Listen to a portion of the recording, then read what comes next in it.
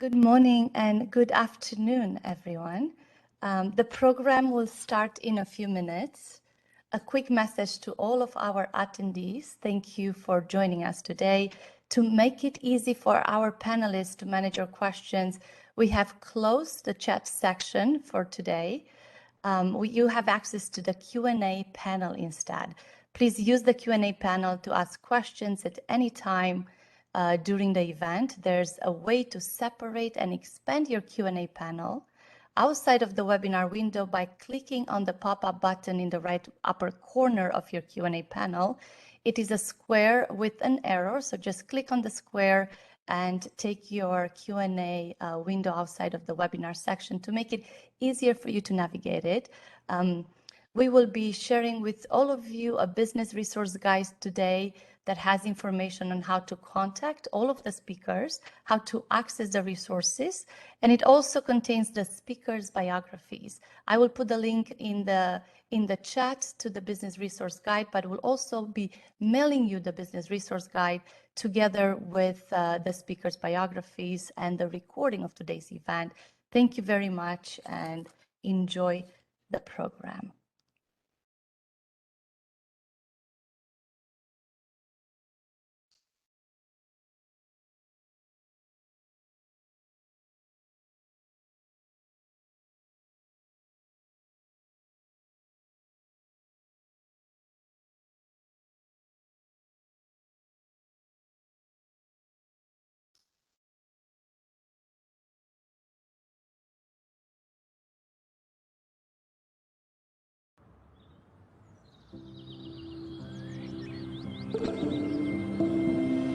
Kenya gives you one of the biggest markets in the world.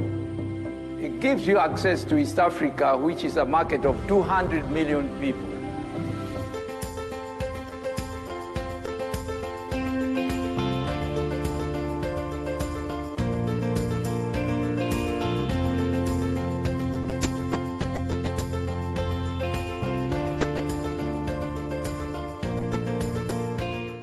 See, Kenya is one of the amazing destinations for business in Africa. And in fact, is situated in the world in a place where we're all very well connected.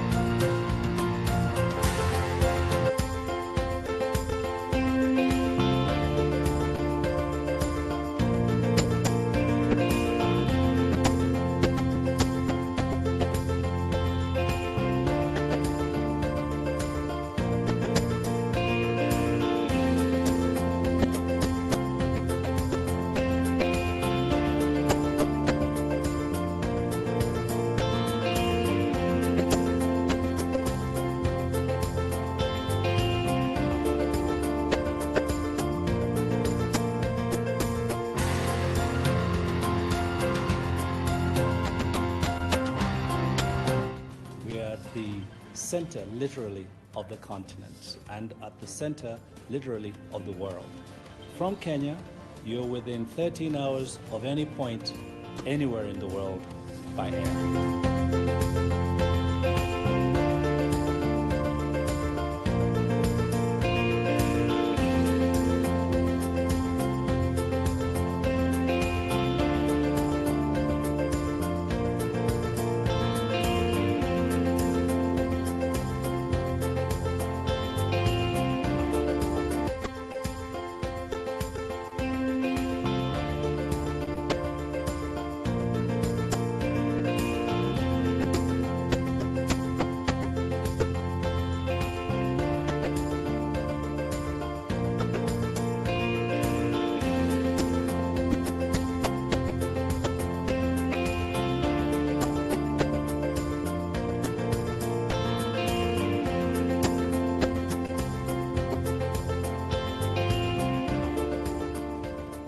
We are an amazing destination for various reasons: of culture, of history, of commerce, people-to-people connections, government-to-government connections.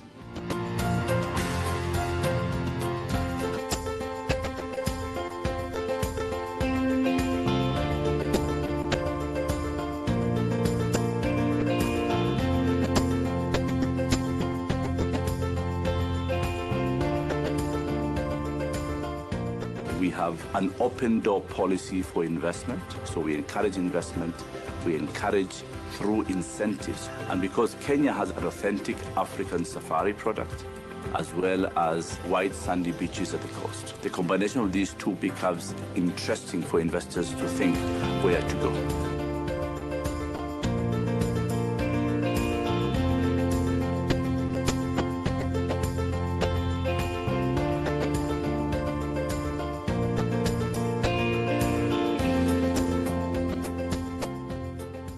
Kenyans are go-getters. We are not just consumers. We are creators. We are producers. We are manufacturers.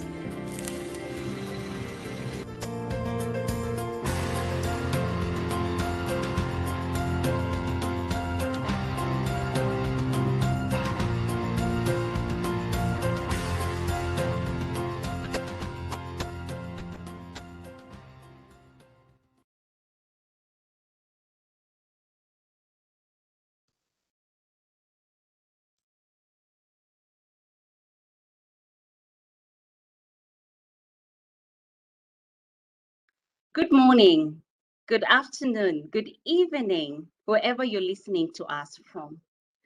Welcome to Magical Kenya, where you experience a curated, unique, and authentic, diverse culture of 63 countries. A population that is growing and is beautiful, the beautiful landscapes of Kenya. Kenya is known as to have the tallest or the highest mountain in Africa called Mount Kenya. We pride ourselves with our wildlife. We are the home of the big five, the flamingos, our white beaches, make it a beautiful getaway destination for each one of you who has never toured Kenya. Our economy is vibrant and growing. Our trade is great. We have a conducive environment for all traders around the world. We're known for our tourism and our agricultural commodities such as coffee, tea, and flowers. My name is Paulino Kubasu. I am the OWIT Nairobi president. OWIT Nairobi is privileged to be hosting this event in collaboration with OWIT Orange County in the US and OWIT New York. The focus of this event is to connect, collaborate, and support each other at a global level.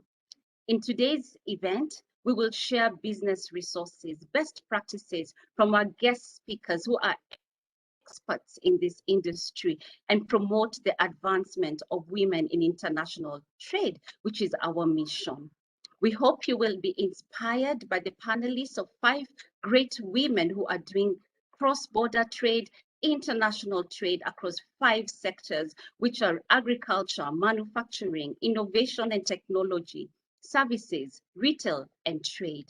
So who is OWIT now? Who is OWIT? OWIT is the Organization of Women in International Trade. It was started in the USA. It's a membership association established in 1989, and OWIT Nairobi is one of the 26 chapters across the world. We are mandated to empower women and men alike to transform their communities through global trade. This is fulfilled through our 4 key objectives: access to market, access to finance, capacity building, and membership. We strategically partner with various industry experts, as you will hear today, trade organizations, financial institutions, governments, and that support our programs and promote the advancement of women. We are very keen in networking. We are very keen in offering educative information, professional growth, and leadership across the world. We do hope that you will enjoy today's session as we interact, as we collaborate, as we have fun with each other. Thank you so much for joining, and may your purpose for joining this event be fulfilled.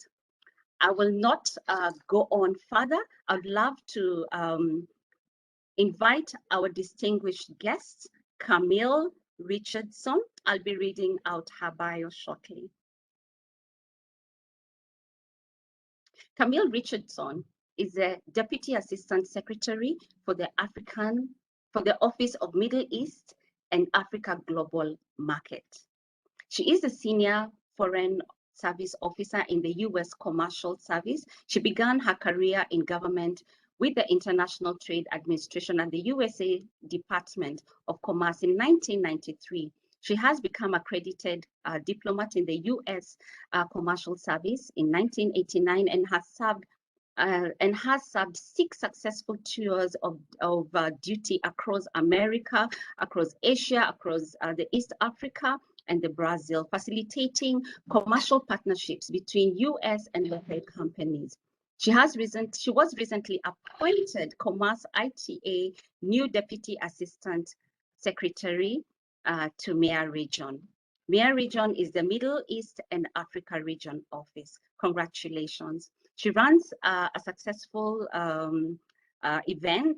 initiative that she began in January 2021 when she saw the challenges that women were going through their businesses and in light of the pandemic that had just happened. The initiative is called Women Empowered Leave Legacies Through Trade and Investment. This initiative brings together leading businesswomen from the United States, from the Middle East, from Africa to discuss strategies and techniques to improve their businesses and provide their businesses with data, knowledge, contact, and financing to increase trade. By empowering women entrepreneurs to with access to information, capacity building, and strengthened network, ITA's global market is helping women and the global economy build back better. Join me in welcoming Camille Richardson. Drums rolling. Welcome, Camille. Thank you. Thank you so much, Pauline, for that really kind introduction. Habari yenu, good day, good afternoon, everybody. It's really wonderful to be here with all of you. And I'd also like to pause and thank Simona Rasek, who is the president of OWIT in Orange County, California, just for the invitation to be here with you today as well. And I'm really, really excited to virtually return to Kenya, where the Wealthy Initiative started. Women Empowered Leave Legacies is a long name. So we just call it Wealthy for short, WELLTI.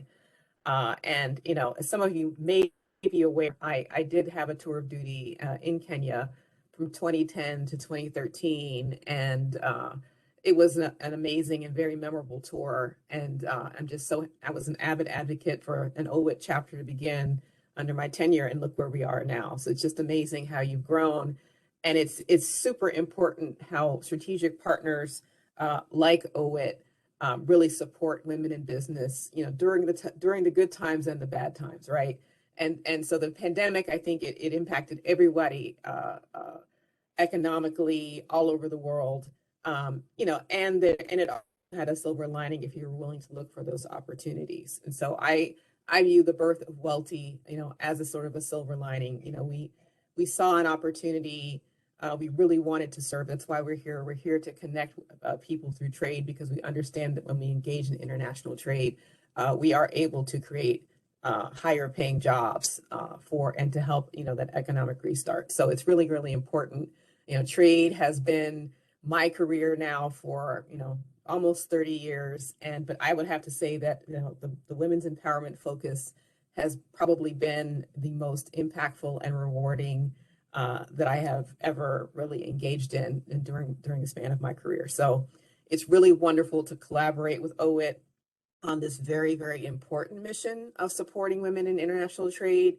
And the nice thing is that under this administration, under the Biden-Harris administration, there is an understanding how important economic inclusion is, how important diversity is.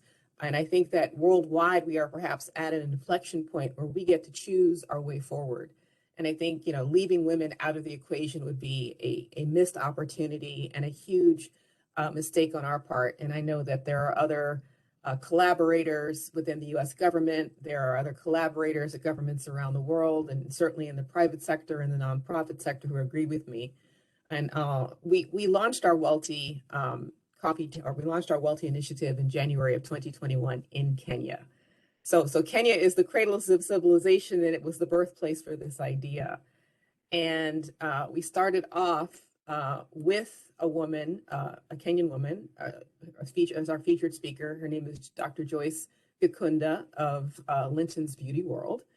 And she told her story of how she started from kind of a very small business to a chain of pharmacies there in Kenya by importing beauty products from the United States. And this is kind of where we kind of stumbled upon a formula that has worked very well in other countries throughout the Middle East and Africa. By her sharing her story, she inspired a woman on this side of the pond in Miami. In fact, this woman has a company called Palladio Beauty. It's based in Hollywood, Florida.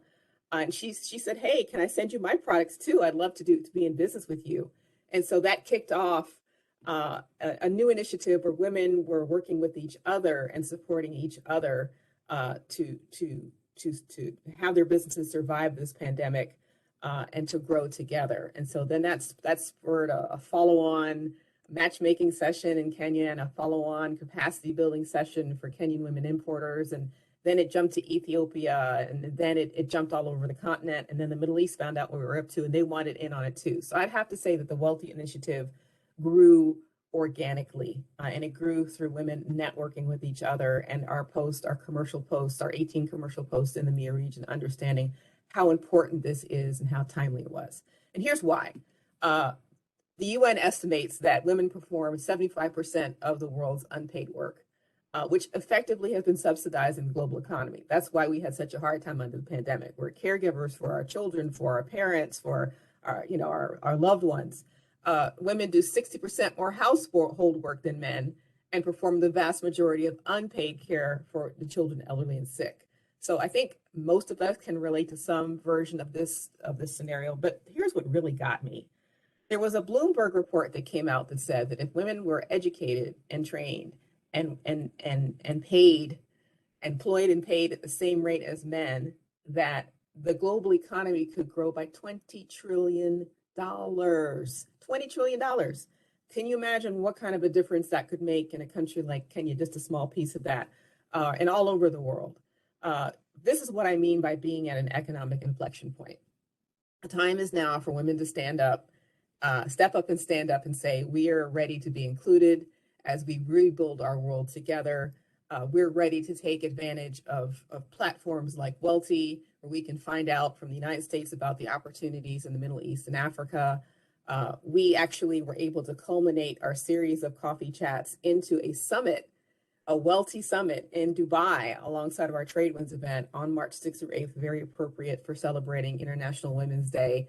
And our secretary and our undersecretary came and kind of blessed it and said, this is now a flagship program for our department. And so I've taken it and I've started shopping it around to other world regions so that they can perhaps draw from some of our best practices. It may be rebranded at some point. We're working with Frida and other OWIT presidents to design a public-private partnership and an ecosystem around this. But we really do have very exciting ideas for Wealthy 2.0. And we want to encourage women, whether it's under the Wealthy umbrella or some other initiative, that if you're in the United States, please contact your local U.S. Export Assistance Center.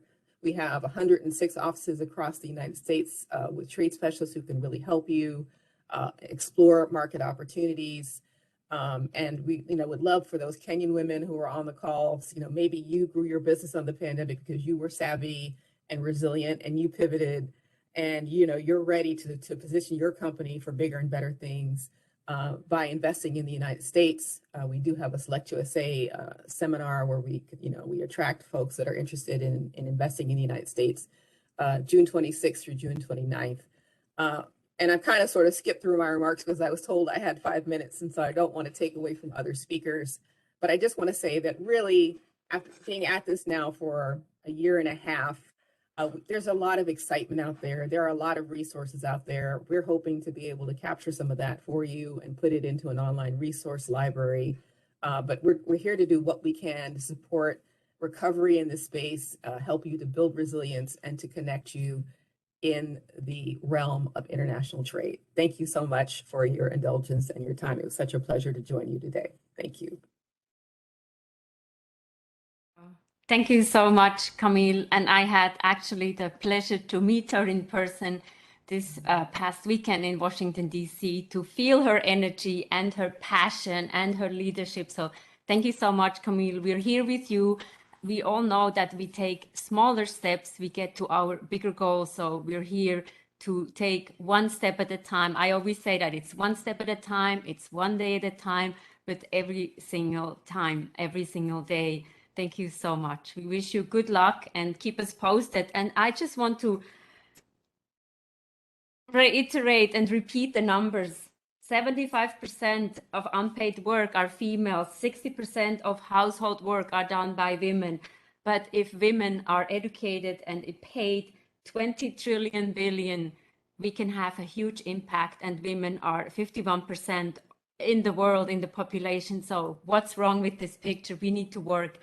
My name is Suzanne Mueller. I'm the international rep for OWIT in New York. We're very happy to partner with Simona, the president of WIT in OC, and also with the chapter in Nairobi. So I want to say Jumbo, good evening to everybody.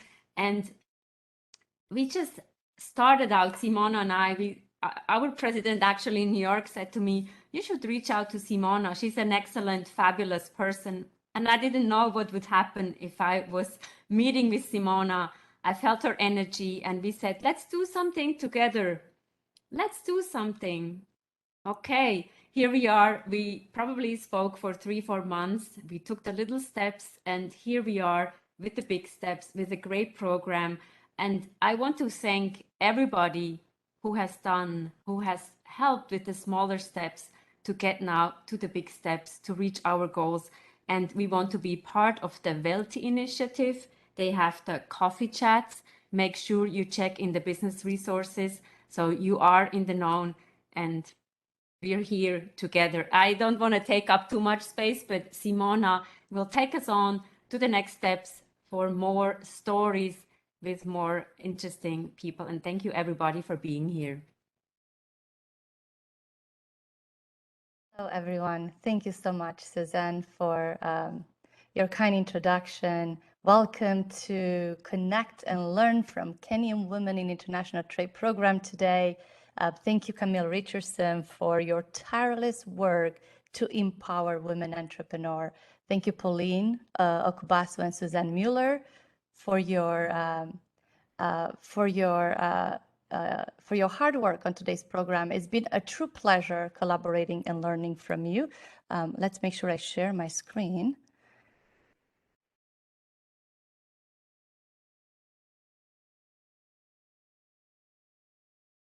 Great. Is my video on? I just want to make sure my audio is working. Suzanne, could you confirm?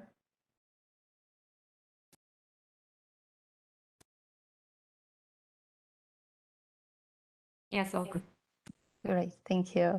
It's been a true pleasure collaborating and learning from both of you, Pauline and Suzanne, about the great country of Kenya, its brilliant women in trade, while organizing together this program today. As Pauline mentioned, today's event is highlighting the voices of women in international trade from Kenya, from 5 different business sectors, and recognizing the importance of collaboration, sharing resources and best practices in order to continue building our global community and promote the advancement of women in international trade and business, which is our mission at the Organization of Women in International Trade.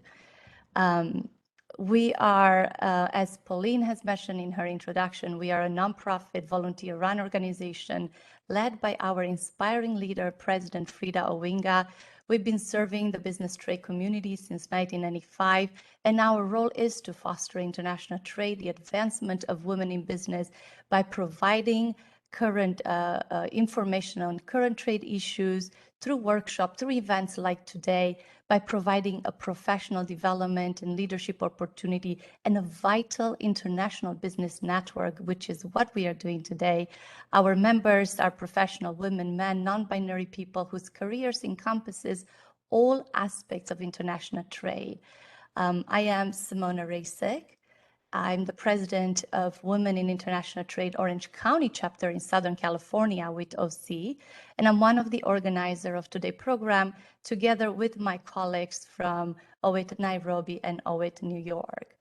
To answer truly the question of who is OWIT, let's start by recognizing the women leaders of the OWIT chapters participating, without whom this event will not happen today. So many thanks to the board of directors at WITOC in Orange County. Many thanks to the tireless work and the board of directors of OWIT Nairobi, and many thanks to OWIT New York Board of Directors. By going to owit.org, you'll be able to find a chapter near you and connect with us. I will quickly go through an introduction of all of our speakers today. You have heard from Paulina Kubasu, who's the president of OWIT Nairobi. She's also the managing director at Azavi Foods, very inspiring women in trade, in agribusiness, doing value addition on fruits under the brand Azavi Foods. Her background and experiences in branding, advertising, sales, customer service, events management, and digital marketing. Please connect with Pauline at the LinkedIn link listed here on the side. For those who join later, you will be receiving a business resource guide in the chat and also through email together with today's recording. So you will have all the information you need to connect with our speakers and with the resources today. You heard from Suzanne Mueller, who I'm so happy she reached out to me and asked me, let's put together an event. And that's how we are here today. Suzanne, thank you for your support, for your work. Suzanne is originally from Switzerland. She is the international representative for OWIT New York. And she is a CEO and founder of Suzanne Mueller Consulting in New York, an executive coach certificating from Columbia University. I was introduced by Suzanne, so I will pass my introduction. I do wear three different hats in the international trade community. I work in a private sector at Getting to Global. I'm the president of WITOC, and I'm also an export advisor with Los Angeles SBDC Center and San Diego World Trade Center. You've heard from Camille Richardson today and the introduction Pauline gave us. We're very grateful to be part of the WELT Initiative and to have Camille Richardson as our leader in DC. Today, you are going to hear from our keynote speaker, Honored Robert Nanga, who is the trade attaché at the Kenya Embassy in Washington, D.C., and has gratefully accepted to be with us today. The Kenya Embassy in Washington, D.C. has trade and investment resources. They support bilateral trade. They support they have a number of resources for those who wish to export to the U.S. from Kenya and for those who are interested in investing in Kenya. You can see all the resources listed on this slide, and please note the website at the bottom, the email address, and the phone number if you would like to connect after the event with Honored Robert Nanga. Next, we have Catherine Melinda from the U.S. Commercial Service, American Embassy in Nairobi. She's one of the U.S. Commercial Assistant there, and U.S. Commercial Service helps U.S. businesses export and grow internationally. They provide business assistance, they provide counseling, programs to help companies, U.S. companies and international partners locate international partners and buyers. Please note the Global Diversity Export Initiative as well, where they proactively create and execute export promotion solutions to reach diverse U.S. businesses. We have a website at the bottom of the slide, email and telephone number. And again, you will receive all this information in the business guide. We're very excited to have with us today Stephanie Rothman from Select USA, federal government program housed within the U.S. Department of Commerce, dedicated to facilitate and promote high-impact business investment into the United States. Stephanie is an investment consultant. She provides contract support, and she's a portfolio manager for the Sub-Saharan Africa, the Gulf, Southwest Europe, and Eurasia. You have the website and the email address to make sure you connect and you learn about these great resources. Very excited to have with us today Jeremy Faber from Prosper Africa. Jeremy Faber is a private sector engagement advisor with the U.S. government Prosper Africa Initiative. He manages client relationship by coordinating and orchestrating a whole of government team of trade and investment advisor.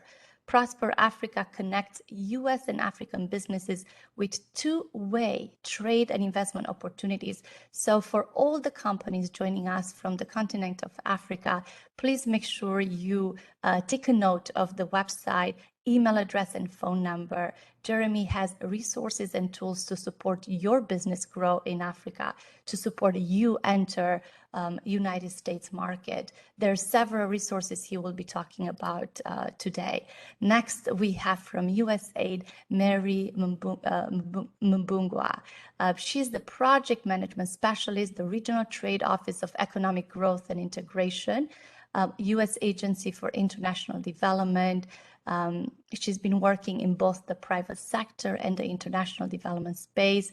Her experience comes from working in various countries in the continent and in the U.S. She supports many businesses develop trade linkage with regional and international markets in various sectors. So there will be resources for both businesses from the continent and from the U.S. Please note the website, email, and phone number. Our program won't be possible without our program sponsor today, which is Port of Los Angeles through their Trade Connect program. It is an award-winning educational trade outreach program connecting U.S. businesses with overseas trade opportunities, particularly export. I am an alumni of the program. I took this program many years ago, and this was my introduction in international trade. You can see on this slide, the seminars are including everything you need to learn on how to learn to export for small businesses and medium-sized businesses in the United States. Please make sure to visit the website at the bottom. We would, we will not have this event today without our supporting partner, the U.S. Commercial Service Office. They have several resources to support and connect your business from the U.S. with companies around the world, and also resources to support companies in the continent as well. Make sure to visit the website, trade.gov Export Solutions. And our supporting partners, our local office is the U.S. Commercial Service in Irvine, California. This is the great team and trade experts working tirelessly to support trade, and they're led by Jim Mayfield. Thank you for all your support. I would like to say thank you so much for all the international attendees for taking the time to be with us today. Again, the business resource guide will be shared with all of you. I want to just mention that we have about 150 registrants from 12 countries today, so welcome. And next, I will be handing the virtual floor to our keynote speaker, Honor Robert Nanga. Thank you. Honor Robert, the virtual floor is yours.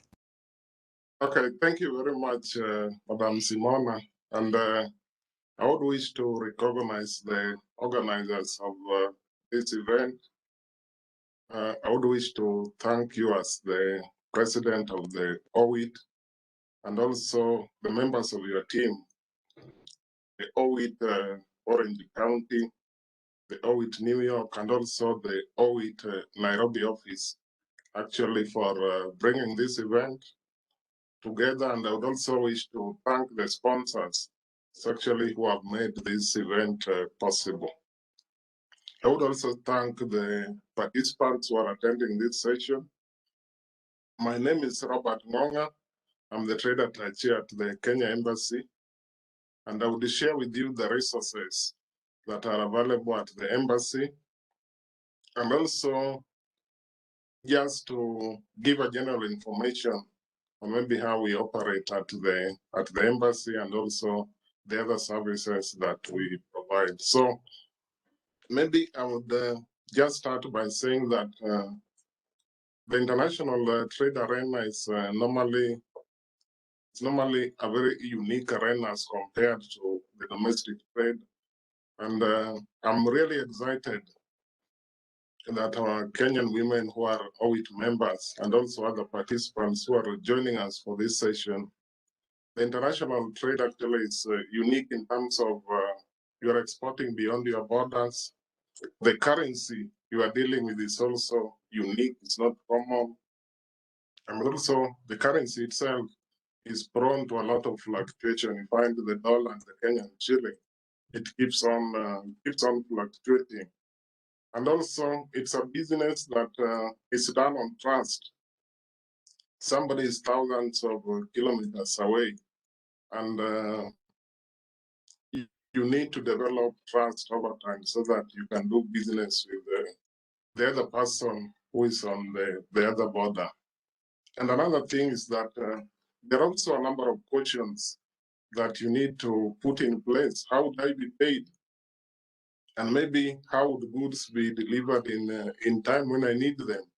And also, how do I make sure that I receive consistent quality of supplies, maybe from whoever I'm importing from? So these are some of the issues that confront actually people who deal with the international trade. But the commercial embassy in DC, we offer a number of resources for those who wish to export to the US, as well as those who are interested in investing in Kenya. The section at the embassy also handles tourism and also agricultural issues, since we don't have actually a tourism attaché at the embassy. We also handle agricultural issues because we don't have agricultural attaché around. But all this, we have a great team at the embassy supporting us to achieve most of the areas that we are supposed to focus.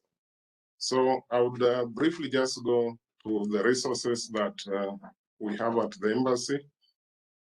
And we provide a focal point for those who wish to export to the US in terms of giving them the information that they would wish actually to get to access this particular market. Market is big, the market is dynamic, and the market is also unique in terms of its dynamism. So you need actually to keep up with this market in terms of demands, in terms of the quality, in terms of consistent supply, and also in terms of the let me say the quantity that an importer would want actually at a certain period of time. So another thing is also that we create awareness of this market, and this awareness we created in terms of linking buyers and sellers so that they would know the opportunities that exist. Not only existing buyers and sellers, but also potential buyers and sellers for this market. Then we also facilitate market access issues for products of interest to the exporters, and this would appeal to the organization or members of the Organization of Women in International Trade. For those who are attending this session, actually, if you wish to export to this market, you should actually be in very close contact with institutions like KEFIS, especially if you are importing fresh produce, you're importing agricultural products, you're importing vegetables, you are exporting fruits. So those are some of the organizations like KEBS also. They'll guide you on the quality aspect of the products that they access this particular market. So we work closely with the KEFIS in terms of opening market access for those who wish to export products to this particular market. And some of the products that we are currently dealing with in terms of providing market access include products like herbs, products like French beans, products like spices. So We are trying to negotiate with the American Plant Health Inspectorate Service just to see how these products can access the US market. There are others also that are aligned for negotiations with the American Plant Health Inspectorate Service just to hasten the, we call it the, okay, I'll remember the term and then maybe tell you, but it's in terms of assessing whether that product would be, let me say, in terms of the risk assessment of that particular product in accessing the US market. So we also research on potential buyers of Kenyan's products in the US and try to share their contacts with those who wish to export to this particular market. So contacts that we are currently dealing with, those who import products like coffee, products like tea, products like macadamia nuts, products like herbs and spices, just to build a database so that we can share with those who wish to access this particular market. We are also sharing the information on the changing trends that are happening on this market. And we are sharing this information with institutions like Kenya Export Promotion and Branding Agency, which is also a very useful resource at home that you can easily tap on. And Kenya Export and Branding Agency, it also prepares potential exporters on how they can access the external market. So they're not only focusing on the US, but they're actually focusing on the broad potential markets that Kenyan products can access. So that is a very important resource at home that you should actually make use of. We also facilitate private sector interaction, especially between US business membership organizations and Kenya business membership organizations like KEPSA, CCA. Recently, as you may be aware, KEPSA and CCA, they signed an MOU, and this MOU is supposed to facilitate SMEs between from the US and Kenya to start interacting in terms of joint venture, in terms of potential products that the SMEs could export to this market, and also in terms of encouraging the diaspora also to invest at home, especially the Kenyan diaspora that is based in the US, and also to facilitate technology transfer and also the skills transfer.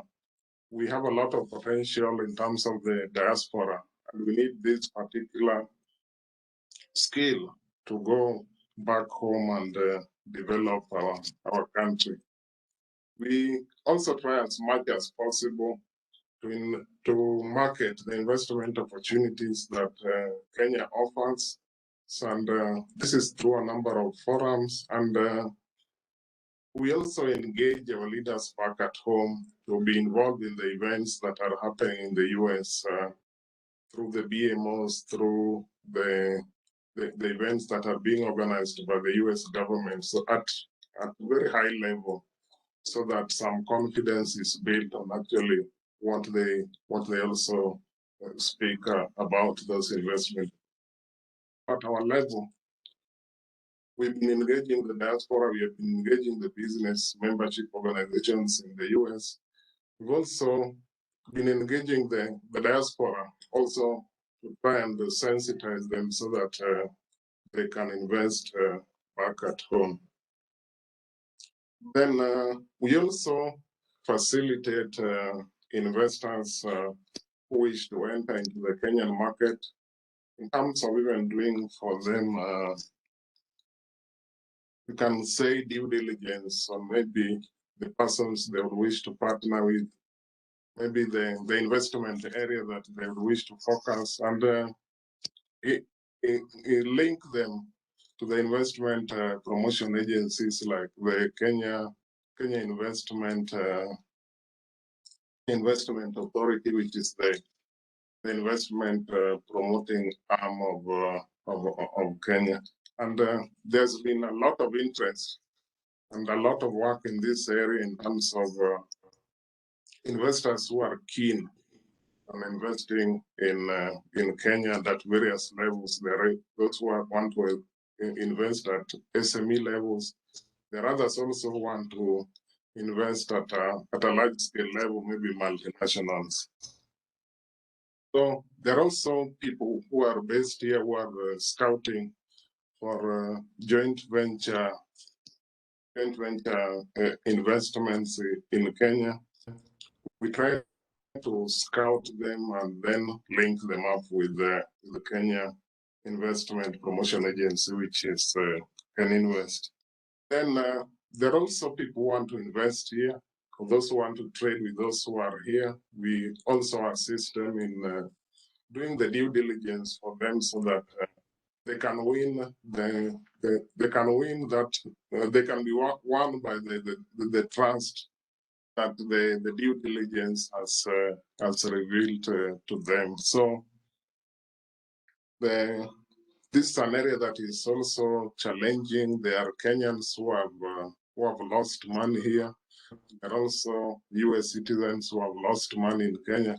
So it's an area that has a lot of work, but it also needs cooperation with a lot of agencies at home just to try and unravel some mysteries that maybe could have gone in some of these deals or investment.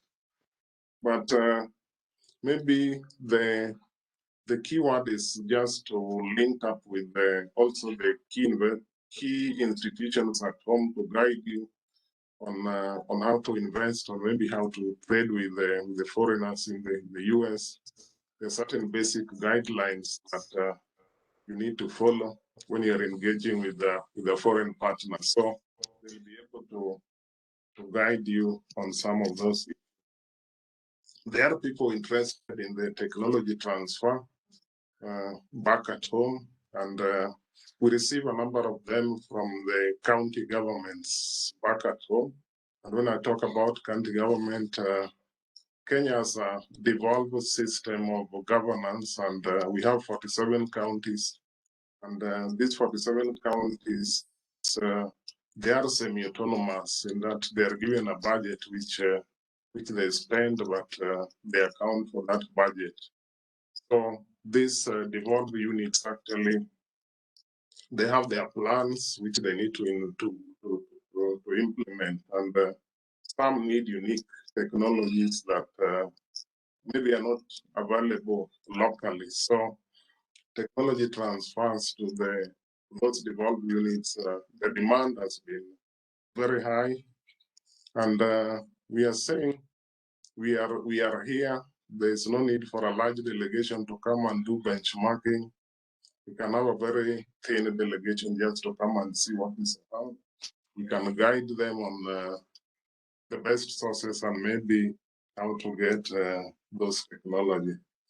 And maybe last but not least, we also try to promote our tourism products. We are moving in promoting EAC as an investment destination, so that we don't also try to divide ourselves so much thinly, because if you focus on EAC as a tourist destination, it offers so many packages that when somebody lands in Kenya, is able to go to Uganda, Tanzania, and all the rest of the partner states of the EAC. So I think that is what I would want to share with our OWIT members or participants, and also other resource panelists. last but not least, I've given my contacts there in case anybody would wish to contact me. I'm available to you 24 hours because actually that is what I've actually submitted myself to do while I'm away. So good evening and also good morning. Simona, I'm in Nairobi actually right now. Oh.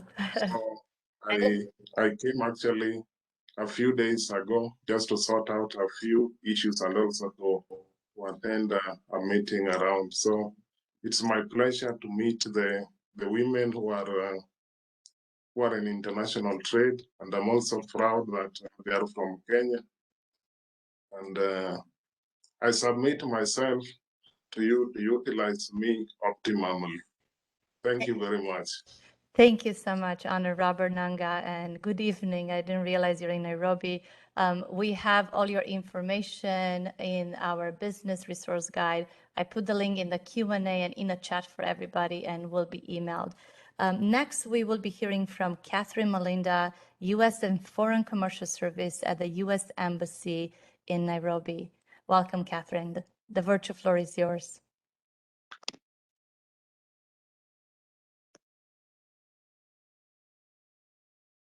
You have to unmute yourself, Catherine. Thank you. Thank you. Sorry, I was talking to myself already. Thank you very much, Simona, and thank you, OWIT Nairobi, for having us. It is a privilege and an honor to be here once again. It was just like the other day that we had our coffee chat, as Das Camille mentioned, and now we are here again, and we have seen OWIT grow, so we can say U.S. Commercial Service is a friend of OWIT. Yeah, so my name is Catherine Malinda. I work in the U.S. Commercial Service here in Nairobi, Kenya. I am also the point of contact for women empowerment programs, thanks to Das Camille for starting the Wealthy program. The U.S. Commercial Service is part of U.S. Department of Commerce International Trade Administration. Our mission is to promote U.S. exports, protect U.S. commercial interests abroad, and facilitate investments in America. U.S. Commercial Service offers various forms of support ranging from counseling, matchmaking and promotion, and fair and open market access. I heard Robert Ngonga say the same, and we seem to have similar things, only we do it for America and he does it for Kenya, and that is wonderful. So resources for U.S. companies include trade counseling, which guides businesses through export process from beginning to end, helping develop an effective international sales strategy, identify and comply with applicable laws and regulations, fulfilling documentation requirements, and overcome trade barriers. Our matchmaking service helps identify, screen, and meet prospective partners, agents, distributors, and customers. This service maximizes business development efforts with our partner search, personalized business matchmaking, trade missions, trade shows, and in-country promotion. We provide trade advocacy to U.S. companies by leveling global playing field for international procurement. This is done by engaging foreign governments to ensure U.S. products and services have been given the best possible chance to compete abroad, and in this case, Kenya. U.S. companies can find, like Das Camille mentioned, assistance in more than 100 U.S. office export assistance centers spread over the U.S. So how do we support Kenyan businesses? I know that's what Elsie and all the other OWIT members have been waiting for. And like Das Camille mentioned, there was a successful example that was presented during our last coffee chat. And that is just an example of one of the Kenyans that got the privilege of being linked to a US manufacturer of beauty products. And now she signed an agreement as one of the distributors in Kenya. So of course, we do help our Kenyan businesses. The U.S. Commercial Service is at hand to help local Local businesses source US products and services, and our strength is in our access to manufacturers and distributors in the US throughout the domestic offices. From Seattle, Washington to Miami, Florida, you can find one of our USIACs. And if you ever wondered if a US company is legit or for real, our office provides due diligence service that will help you with business verification. In case a local company has gotten a disagreement with a US supplier, or is not satisfied and feels like they're not being treated fairly, we offer conflict resolution through mediation. We also have a list of attorneys that is available in our office to give those who need professional legal advice. So how can you get connected with us? Simona gave you our link. You can also drop us an email and we can work together to see how we can assist you. I'm just one of the 5 commercial specialists here in US Nairobi, and we all cover different sectors, mine being agriculture, education, and tourism. There are many others that are covered in our office, and right now we are concentrating on the 4 that are the key ones for Kenya, and that is health, ICT, manufacturing, and infrastructure. And of course, I mentioned agriculture. Thank you. Over to you, Simona. Thank you, Catherine. Again, we have all the information in the business guide, great resources for bilateral trade between the United States and Kenya. Next, we have Stephanie Rothman from Select USA. Stephanie, the virtual floor is yours. I'm going to share the slides and give you access to control them. Perfect. Thank you so much, Simona. It's such a pleasure to be here, and thank you again so much for having me. It's such an honor to be able to speak with the group here today, and wonderful that we have so many incredible people registered and here attending from all over the world.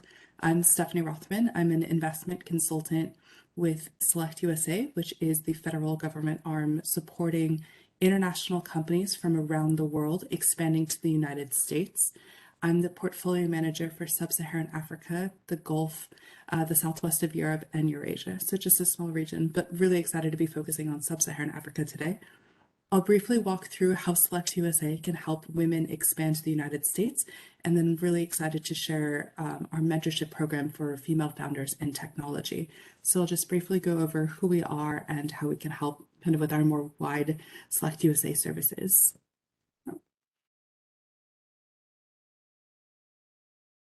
I thought I had control. There we go. Okay. Select USA, as I had mentioned, our mission is to support businesses from around the world expanding to the US. We remain geographically neutral, so our role is to really help you understand where can be the best location for your business, whether it's understanding where clusters and sectors for your particular industry exists, if you're looking to access a particular kind of workforce. We're here to provide data, research, insights, to really help you understand the best location. Oops. Simone, I seem to have issues with navigating. Oh, there we go. So some of the different ways that Select USA can support businesses are through counseling and market research. We work very closely with our commercial teams in local markets. So in this sense, in Kenya, whether your company's in South Africa or wherever it might be, we have commercial service teams based locally. We're able to do one-on-one counseling to understand what are your business needs and what are you looking for in your US expansion. So we're able to provide connections and introductions to EDOs, to particular industry advisors. We host various webinars, events throughout the year as well to help you navigate and understand the US market and industry. We also can provide access to help navigate the federal system and provide introductions and answer questions about US federal rules and regulations through our Ombudsman service. One of our keystone programs that's coming up is the Select USA Investment Summit. So if you're interested in expanding to the United States, this is an incredible opportunity to take advantage of all US states and economic offices in one place. There's an opportunity to network with other attendees. We're going to have high-level sessions on what does the US industry look like in terms of workforce, infrastructure. We'll have actionable sessions on industries from consumer goods to software, really quite a range of industry topics, as well as a number of actionable sessions such as how to expand to the United States, what kind of banking considerations do you need to be aware of, how to access visas, how to structure your US business. It's an incredible opportunity. And next slide, please. Within that, we also have tailored workshops, high-level speakers from various different US government entities, from the Small Business Association. We'll be having governors attend. Again, all US states are attending. We have usually over 1,200 companies from around the world attending. So it's an incredible opportunity, again, to network and help navigate expanding to the United States. Next slide, please. I wanted to flag also our Select USA Tech programming for all international companies. It's an incredible opportunity to pitch your business to a selection of US VCs, accelerators, incubators. We'll have regional and industry pitching sessions. If you're a tech company, you'll have the opportunity to have a virtual and an in-person booth as well. Here are the criteria for companies. Again, this is for all tech companies across industries. You have to be less than 10 years old, have up to 10 million in revenue, which means less than 10 million in revenue and less than 40 employees, with an expectation that you'll expand within the next 2 to 3 years. And then next slide, please. Here's a sense of some of the different tech programming that we'll be hosting: alternative paths to fundraising, emerging technology, soft landing programs, really to help you navigate and understand the different tech ecosystems across the US. It's a great chance also to pitch. Here are some of the different industry sessions that we'll be hosting: clean tech, cybersecurity, e-commerce, retail tech, fintech. You can see the others here. But what I'm really excited to speak on as well is our Select Global Women in Tech Mentorship Program. Next slide, please. This is our specific program for women in technology. It launched last year and we'll be running the second cohort this year. This program is open for all female founders of technology startups who are interested in working with a mentor based out of the US, one-on-one, to help navigate your US expansion. Our mentors are comprised of Select USA Tech partners, which include VCs, accelerators, industry experts, service providers.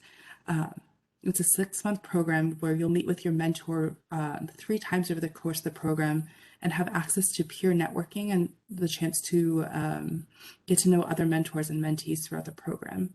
We'll also be running a variety of different events throughout the year to help you practice your pitching, as well as provide actionable support for female founders. So it's a really wonderful opportunity for international founders to work very closely with a US-based mentor to help navigate your US expansion.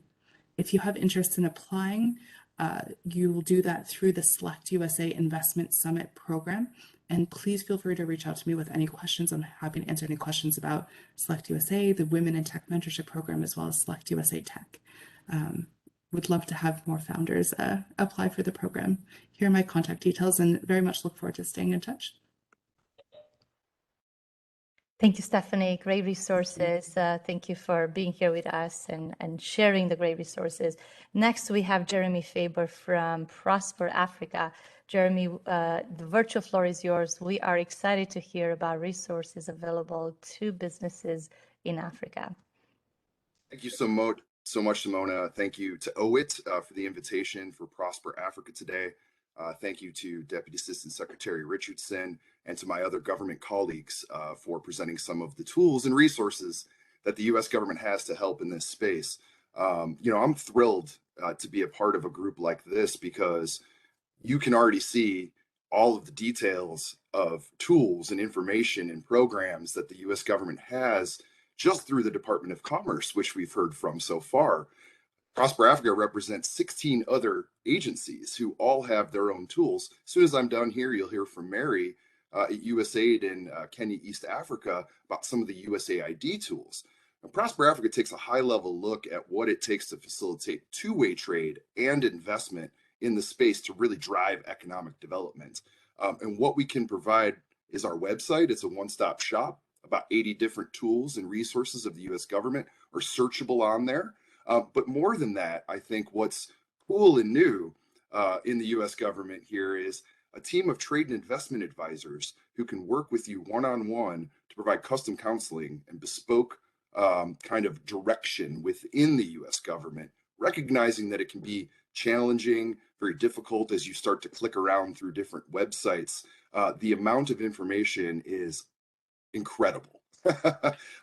So we position ourselves to try to make it easier for you. I encourage everyone to visit our website, prosperafrica.gov. Simona has all of our information in the business resource guide. And really, that's basically it. We love supporting women-owned businesses. I'm working with a lot of them right now, both in Africa and in the US. And sometimes a particular tool makes a lot of sense, and it's very clear that you have to go forward. Sometimes you might have a question. Also, sometimes you might be seeking investment, and that's a place that Prosper Africa can help through our virtual deal room, which is an online platform connecting private capital in the US with African businesses, largely startups who are looking to expand and export eventually back to the United States. So again, we are Prosper Africa. We work together with all of the US government, and I look forward to hearing from all of you. More so, I just want to stop here because I know we have some really great stories coming up of some real practical information about how to really utilize these markets. So thanks again for the invitation. I remain at your disposal, and I look forward to hearing from all of you. Thanks so much. Thank you for your time, Jeremy. And to all the businesses joining us for Africa, please make sure to go on Prosper Africa. Is it .com or .org, Jeremy? It's .gov, in fact. It's .gov, yes, prosperafrica.gov, and make sure to check out the toolkit. I was very impressed of how organized and orchestrated the toolkit is.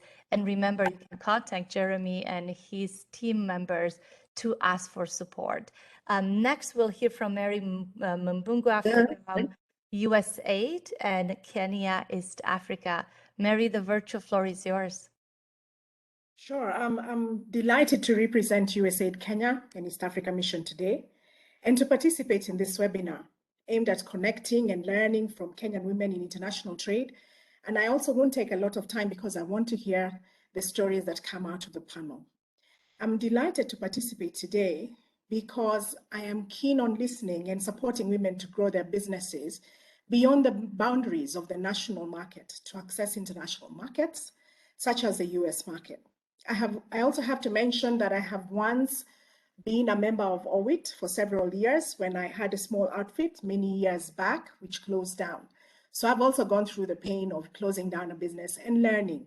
So we're on this journey together. Now, our conversation here today aligns with part of USAID's mission, which currently focuses on engaging the private sector and aims at advancing shared economic prosperity by strengthening trade and investment ties between Kenya and the US. So I'll just mention a little bit that we support the private sector to access US markets through trade facilitation.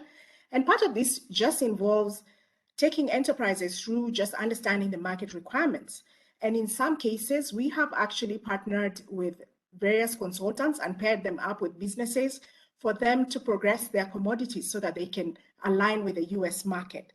We also hold various policy dialogues with the aim of shaping policy conversations to mitigate against the hurdles that we face, even as we plan to export.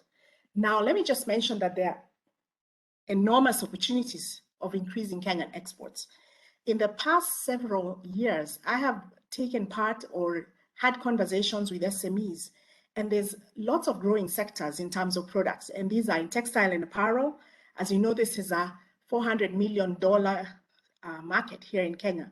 We export a lot of textile and apparel to the US. We also have footwear, we have accessories, coffee, tea, macadamia, cashew, shea, honey, spices, essential oils, just to mention but a few, I also have to mention that the ICT services is a growing sector here in Kenya through various digital technologies. And I've sat in conversations with large US investors that are here in Kenya that are looking to continuously partner with enterprises that are well positioned. Well, for us to be able to take advantage of the opportunities to build strategic partnerships, we also have to focus on inclusive development. And by this, I mentioned that the opportunities expand beyond a few in an equitable way so that we can include and empower women, youth, and underserved communities so that more inclusive economic growth benefits everyone. I'll mention a little bit about the Prosper Africa initiative. And I have to say, what a nice effort that we have several arms of government represented here today. The Deputy Assistant Secretary, Camille Richardson, Catherine Malinda, and Jeremy from Prosper Africa. And through the Prosper Africa initiative, the US government has brought together a full suite of services and capabilities across 17 US government agencies. And maybe if you forget everything else about what I've just mentioned, let's just focus on that the goal of Prosper Africa is to increase two-way trade and investment between the US and Africa. And we're working hand in hand with the private sector. We're also working hand in hand with African governments and multilateral organizations such as OWIT to bolster trade. And maybe later on, I'll have a follow-on conversation with OWIT just to understand and see how we can support each other. Now, just to end, I just want to say USAID remains a committed partner to these efforts. As I mentioned before, we've supported several Kenyan companies. Some of them have attended expos, strategic ones, that have allowed them to showcase their businesses. We've also supported linkages, trade linkages, and facilitating financing and equity investment needed to grow these businesses.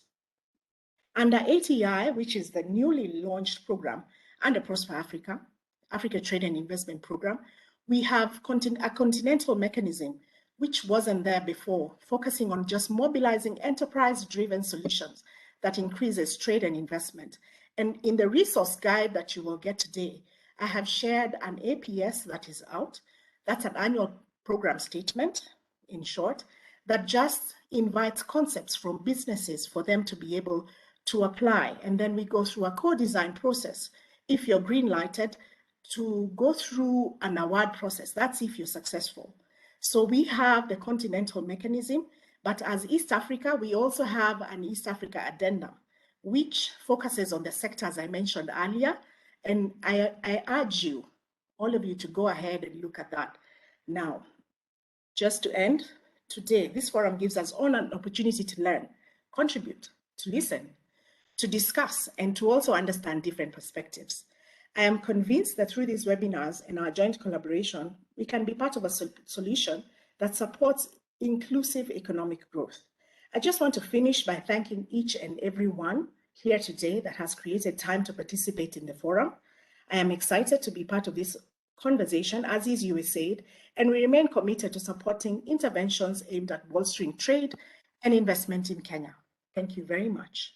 And I look forward to hearing from you. My email and contacts are also attached. So if you have any question regarding the APS that's out, please feel free to reach out to us. Thank you very much. Mary, for your time. You're welcome to connect with us with OWIT. We'd love to continue collaborating with you.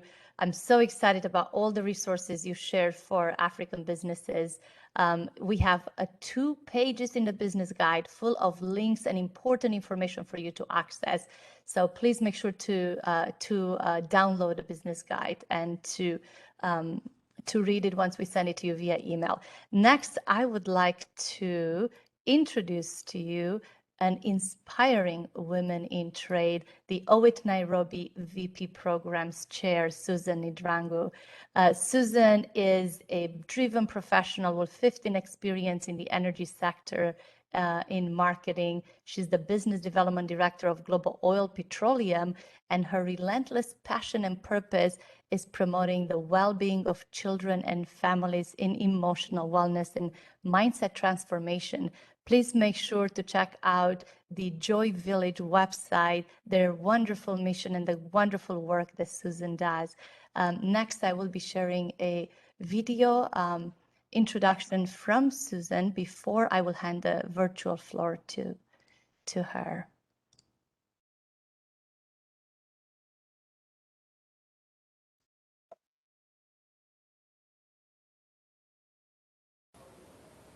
Greetings, everyone. My name is Susan Dirango. I'm the Vice President of Organization of Women in International Trade, Nairobi, and that is OWIT. As OWIT Nairobi, the 4 objectives that guide us are access to finance, access to markets, capacity building, and mentorship. I will focus on the 2, that is capacity building and mentorship.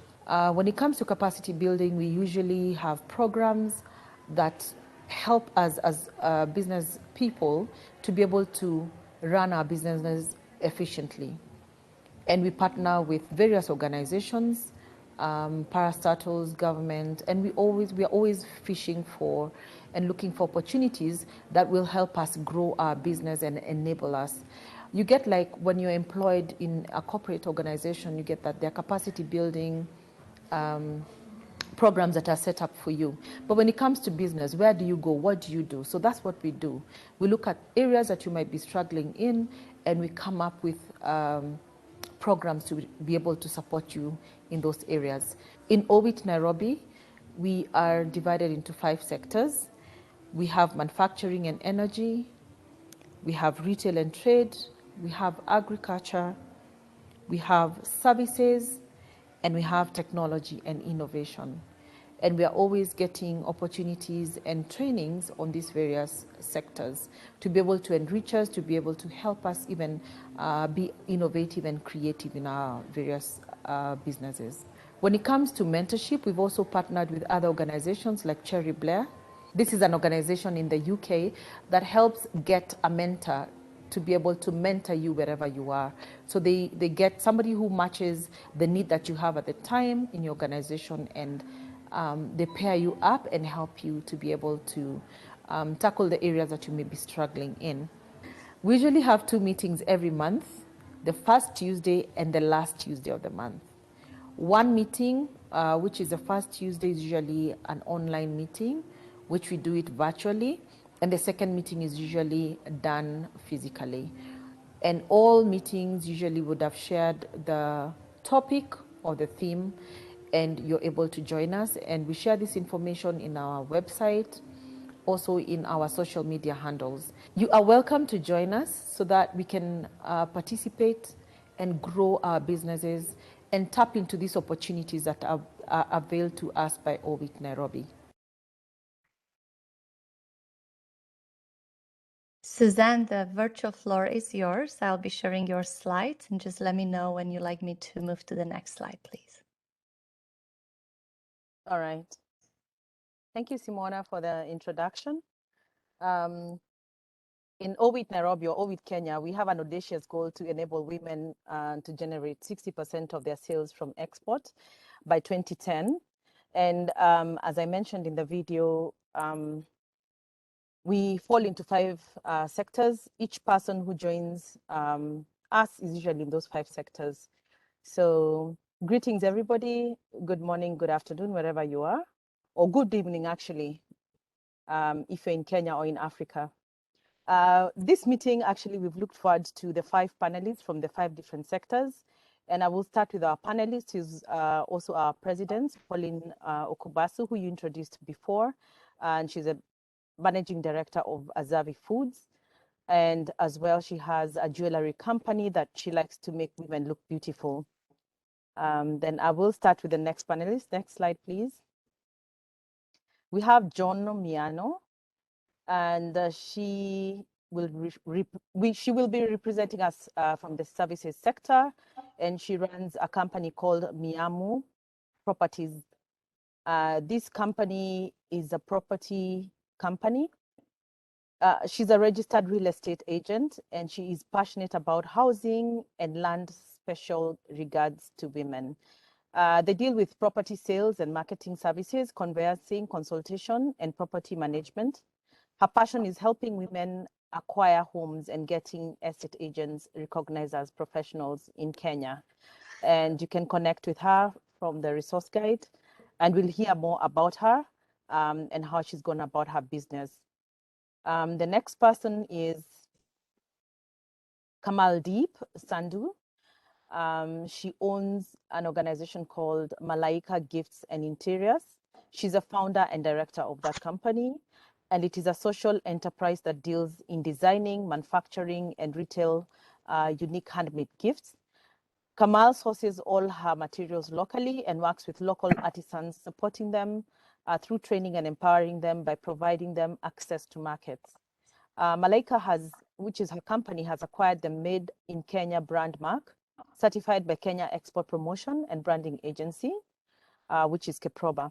In an effort to amplify the social impact through Malaika, Kamaldeep's plan is to train and empower more women to become qualified partisans. And she will be representing us from the retail sector. And the next person that we have is Wanjiku Ng'ang'a. Her company is called Whole and Hearty Limited. She's a managing director, where they handcraft oat-based breakfast and snack options. Their market entry products being a line of granola called Shiko's Granola. As a mom to a child who was in and out of hospital almost on a weekly basis due to infections and tonsillitis, she knows the importance of having wholesome and nutritious breakfast and snack options for children.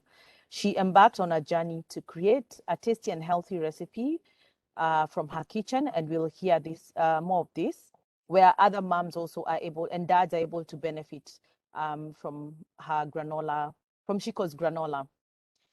The other person is Elsie Makimei.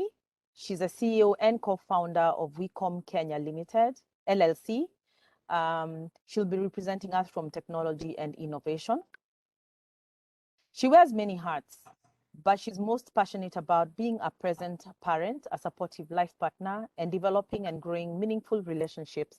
She's passionate about empowering the current African generation to leverage tech and create solutions uniquely tailored to our challenges. Elsie is a CEO and co-founder of that company, of that IT company, solutions provider, and also runs a restaurant called Tamani. The other person is Rhoda Mbogwa. She's a director at Kijani Fields Limited, and she'll be representing us from the agriculture sector. She is driven by a passion for nature and the outdoors, a love for that which grows from the earth, including the aesthetic and health benefits of such. This coupled with a strong desire to spread the health benefits of the avocado fruit, and while at it, uplift the small-scale farmer and local communities involved in the value chain. She's a director of Kijani Fields, and they export fresh fruits with a bias for the Hass avocado. She also serves in the board, OWIT Kenya board, which is OWIT Nairobi, as a treasurer, and has previously also served as a board secretary. So we are pleased to have her, and we are looking forward to listening to the 5 women from the 5 sectors. And last but not least, we have Salome. She is our VP membership. And after the panel discussion, she will tell us a little bit more about OWIT Kenya. And Salome, she will be the last to present. The moderator of this session is Pauline. Pauline, welcome. Let me hand over this session to you. Thank you so much, Susan. I just wanted to quickly mention that we are a little bit behind the time, so we are going to go after 10 o'clock to make sure that our panelists have the chance to tell us their experiences and stories. The virtual floor is yours, Pauline. Thank you, Susan, for the introduction, and Simona for the update. Ladies, are you ready to tell your story?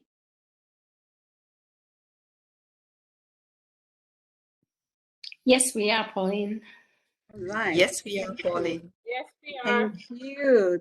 Ladies, we want to hear, you're the heartbeat of this event. We want to hear your stories. We want to hear your challenges.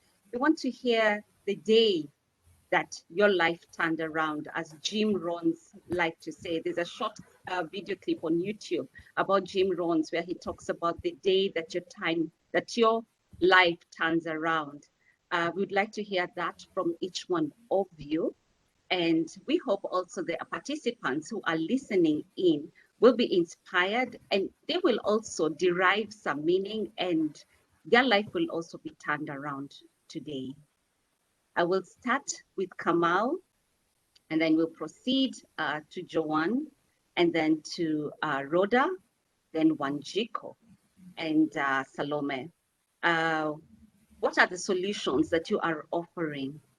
And what made you, what was that pain, or when was that day that you turned around and you said, or you were tired of the status quo and you changed the status quo? Let's hear from you, Kamal. I started Malaika Gifts and Interiors about 10 years ago. Malaika Gifts, what does it do? It offers space to artisans to exhibit their goods, which we sell on their behalf.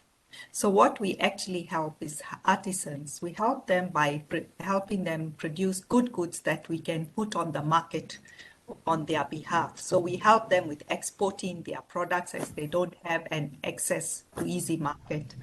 And also the other thing that we do is we usually like giving people a memory of Kenya. Suppose you've traveled, you can take a gift back home that shows you will have a memory of Kenya as you take it back home in your home. You use it either as a home decor, or you can put it in your office or something else. Thanks, Kamal, but I would like you to tell us, why did you join? Why did you decide to solve the artisans' pain? The reason why I decided to, because we were not able to get good products. We would get products that were not very good quality. So by working with them, I make sure that the quality is good, and also helping the artisans export their goods, because before they used to get cheated by people, but now we actually help them by exporting the products for them. All right, thank you. Over to you, Joanne. Thank you for this opportunity. I'm really honored. What are the solutions I'm offering? I offer in the real estate sector. So what do I do? We do property management, and we do sales and marketing for properties, either commercial, residential, or vacant land. That is what we do. Why am I doing this? Because I believe that I'm planted as a seed in this industry. I want to streamline, of course, the real estate agents to become professionals in this industry. We have so many quirks, things have been happening here and there, but I find that I'm called to do this service for people. I have so many people who call me and ask me to help them with regard to their streamlining their real estate, especially in property management, because some of them are abroad, some of them are out of the country in the diaspora, and they are left with giving their relatives their homes and their houses to manage. But unfortunately, the rental proceeds don't reach them. So that's where I come in place, and I take over, I streamline the realty, I make sure that those who are, the landlords actually get their rental income. That is what we do at Miam Properties. Thank you. I still want to hear that story. Why do you want to ensure that nobody is homeless anymore? Yeah, I am married. I'm a mother of two, and some time back, as I started in my marriage, one day I got told, "Toka wende." That was told to me very harshly, and I was like, "Oh my God, how many other people are told to come out and go?" We live in a patriarchal society, and we are sometimes not the owners of the home. So I felt the passion to reach out to women and start helping them with regard to buying property, buy a house. In this day and age, you're able to buy an affordable house at as little as 2 million, and you're able to settle down. You're able even to buy a piece of land for as little as $3,500. It is so easy now to get settled in. As a woman, you need to You need to have a piece of real estate. You need to have a place to call home. You need to have a place that your children can be settled and they are at peace and are able to grow. That is where my pain point came from. I started the company back in 2009.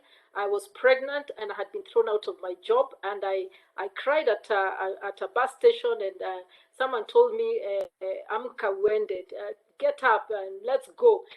It's not the end of the world. So that is how I began, one step at a time. I started with managing one property that was all the way in Nakuru. My cousin really liked the work that I had done, and after that, this word spread to my friends around that this is what I am actually doing. I sold one piece of real estate. I got about 400,000 Kenya shillings. My bank account just burst, and I was like, hey, this one I have to keep doing. I've not turned back since. Thank you. Thank you. That was the day that your life turned around, and that is the story that you need to keep telling. Thank you. Over to you, Wanjiko. All right, our solution is very simple. At Whole and Hearty Limited, we offer whole, healthy, nutritious, and tasty oat-based breakfast and snack options for children and health-conscious individuals. Now, about when my life turned around, I think it's been progressive. I started making oat-based snacks for my son when he was about 3 years old. After a lot of hospital visits, he had recurrent throat infections and tonsillitis. So one of the things that the specialist we saw said is that he needed to be rid of anything with preservatives. Now, anyone with a school-going child knows that the fastest way to get them out of the house in the morning to go to school is to give them a breakfast cereal. Unfortunately, most breakfast cereals in the market are laden with sugar and preservatives. So I started to make granola at home for him. And that was really it. I was just making it for him. A few family members would have it. A few friends, when they passed by my place, would have it also. But I never really thought about it as a business. In 2020, when COVID hit, I ran a corporate cleaning service, and most of our clients are service apartments. Now, most of the residents in service apartments are expatriates, and they left the country. So we had to have our staff, and I found that I had a lot of free time. And that's when I decided to actually commercialize the business. So it has been progressive. Yes. Congratulations, Wanjiko, for starting a business during the pandemic. They always say in every crisis, there is an opportunity. And wow, congratulations for taking up that opportunity. And we pray that your business thrives and becomes resilient and grows to the next generation. Over to you, Thank you very much. Rhoda. Thank you very much, Pauline, and hi, everybody. We are, as you heard before, we are Kijani Fields Limited, and we export avocados, fresh avocados from Kenya to the world. And how it started is that I personally myself, I grew up in a farm, and the biggest product, one of the biggest products from that farm that my family grew, and that is my parents, was the avocado fruit. A lot of it. And my parents actually sold it to exporters. So it was exported to globally. Then I myself, I'm also a small scale avocado farmer. I started farming avocado because I saw how lucrative it was and also how, it has a lot of, the fruit has a lot of health benefits. So I became a small scale avocado farmer myself. We are two founders at Kijani Fields Limited. My partner started supplying the avocado to exporters 4 years ago. And along the way, I joined her. And we were both driven by the fact that there is so much avocado fruit in Kenya.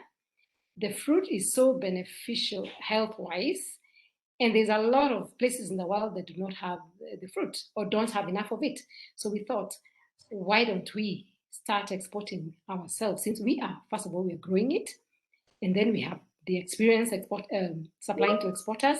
So we decided to set up the business. And the eye-opener was actually during the pandemic, because that's when all of a sudden, everywhere you looked in Kenya, it was avocado everywhere, even on the roadside, everybody was selling avocado. And this is because one of the measures that our government took during the COVID moment was a cessation of movement across counties. So people who used to sell to exporters could not move their avocado from county A to county B, So for example, in my county, there was so much avocado that could not now be supplied to exporters, because vehicles were not moving from county to county. And so we thought, wow, this fruit is so much in plenty. Why don't we just start up a business to export it ourselves? And so we went ahead and registered. Despite the pandemic, we were courageous enough. We registered the business, and we are ready for this season, because that was in 2021. We are now ready for this season to export directly. Another driving a factor for our business is the fact that the big players in the industry, the big exporters, they have their own, many of them have their own plantations, and where they don't, they source from large-scale farmers. So here is a small-scale farmer with their 2 trees, 5 trees, and no market really except the local market. And so we decided we're going to help this farmer by consolidating many of them together, or buying from several of them, because we have the capacity to export and they do not. And so we were driven by the desire to help the small-scale farmer improve their livelihood by earning a better income for their avocado. And then there's a broker. There are brokers who sometimes go around buying from these small-scale farmers, and they buy at very low prices so that they can also make a profit themselves. So we decided to go into contracts with these farmers where we would agree on a price, and we would promise them that we are going to harvest all their fruit, because what we do not export, we are going to supply to oil processors. That was another driving factor to help the farmer. There was also the need to create employment to the local communities. Who picks the fruit for us? It's the local community, particularly the youth. And we employ both along the supply chain. There's a lot of work. There's the picking, there's transporting, there's packaging. So we have we engage both male and female employees. The other driving factor was to generally create employment and improve the livelihoods of everyone along the supply chain, including the people who, there's a lot of people who supply. For example, there's the cartons, there's a pellet, there's a whole industry behind avocado export. And so we saw this is a win-win for everybody involved. Thank you. Wow, thank you so much. It's a win-win for everyone in the supply chain. They say there is billions in the soil. May you find it as you go along. All right. Next will be Elsie. Please take us through. Pauline, and this is such an amazing and exciting opportunity for me. I'm actually to OWIT, and I'm very glad that they chose to include me in this panel. I run WICOM. It's a small enterprise IT service provider, and the bulk of our revenue in the past has mostly been professional services and training solutions tailored at helping businesses to upskill their internal IT departments. Yeah. So on the why, let me help Pauline there by just continuing. On the why, we actually started WICOM as an ISP, an internet service provider, before Safaricom and Zuku brought up the home fiber products. And the plan was to buy satellite-based internet and sell it. And then a few months into the idea, Safaricom and Zuku came in with their products, and we couldn't compete. So we pulled out and actually benched the company for a few years. And then later, realized that there was a big problem in terms of small and medium businesses didn't have the capacity to leverage technology in the ways that we see it being done overseas, abroad. So yeah, we came in, and my co-founder, actually, the reason we took off, lost his job and decided, let's fully invest our time in doing this. And that's how YCOM was born. Yeah. And so now we've been functioning for around 4 years. We're still very young. Yeah. All right. They say the future is here. Technology is here. Everyone had to be forced to move into technology. I mean, the future is here today, so we all need to take up that opportunity. I'll move to the next question. How did COVID impact your business, and how are you doing post pandemic? I know some of you have mentioned it, like Rhoda, but we could quickly go around and see how COVID impacted your business. Suppose I could go first. Yes, Elsie. For us, one of the biggest COVID impacts was we do import some hardware from abroad that is not produced locally. And the bottlenecks were serious, especially with the bigger logistics solutions providers. So we could have waiting times of up to 6 months, when most times it just takes up to just a week for something to arrive. So you have a customer who's waiting for, say, a server part that's important. They need it, their servers are down, they're not functioning properly, but on your end, it's not being delivered. Another thing that was significant was customers started spending less, way less. So it meant that they didn't have money to sort of appropriate to what they would term as the lesser needs. And unfortunately, in our region, IT is often seen as a lesser need. So that meant there was lesser spending. Lesser spending is lesser revenue for us. But on the positive end, most of the times when you're dealing with a regional customer, for example, for us, we have some customers in Rwanda and Namibia and Ethiopia. They want you to be on the ground because they don't want you to access their systems remotely. But after COVID came, there's no way we could be on the ground. So we had to access their systems remotely. And one of our customers in Rwanda, who had sensitive information, we were actually surprised that they allowed us to remotely access their systems. What that has meant for us is we can actually spend less in terms of serving our customers because we don't have to travel. We can deliver our solutions online. So yeah, I'll keep it short. Right. That was an opportunity for you. Yes, a big yes, opportunity. Yes. All right. Okay, Kamaldi. We were really affected by COVID because one of our main customers were tourists. And of course, with travel ban on, we could not, no tourists were coming in.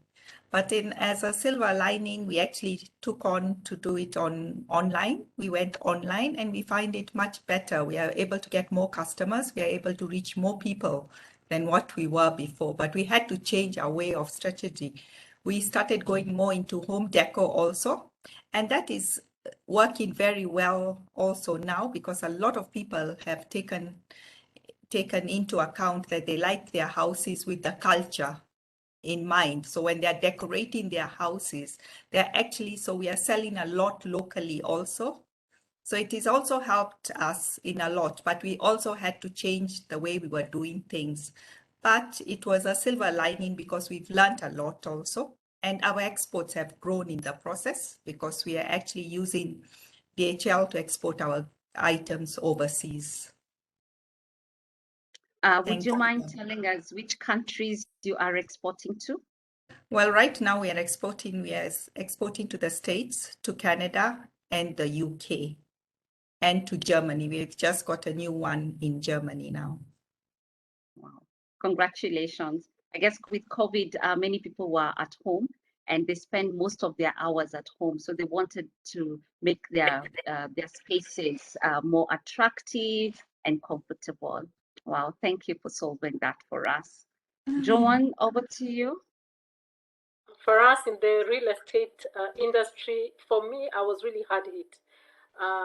In 2019, I had made a trip to the UK, and I was exporting my services and talking to people about what we had. We had a new project that we were launching, and the uptake was really very good. As you know, with land and housing, you have to go for the site visits and see exactly where the property is and make a decision.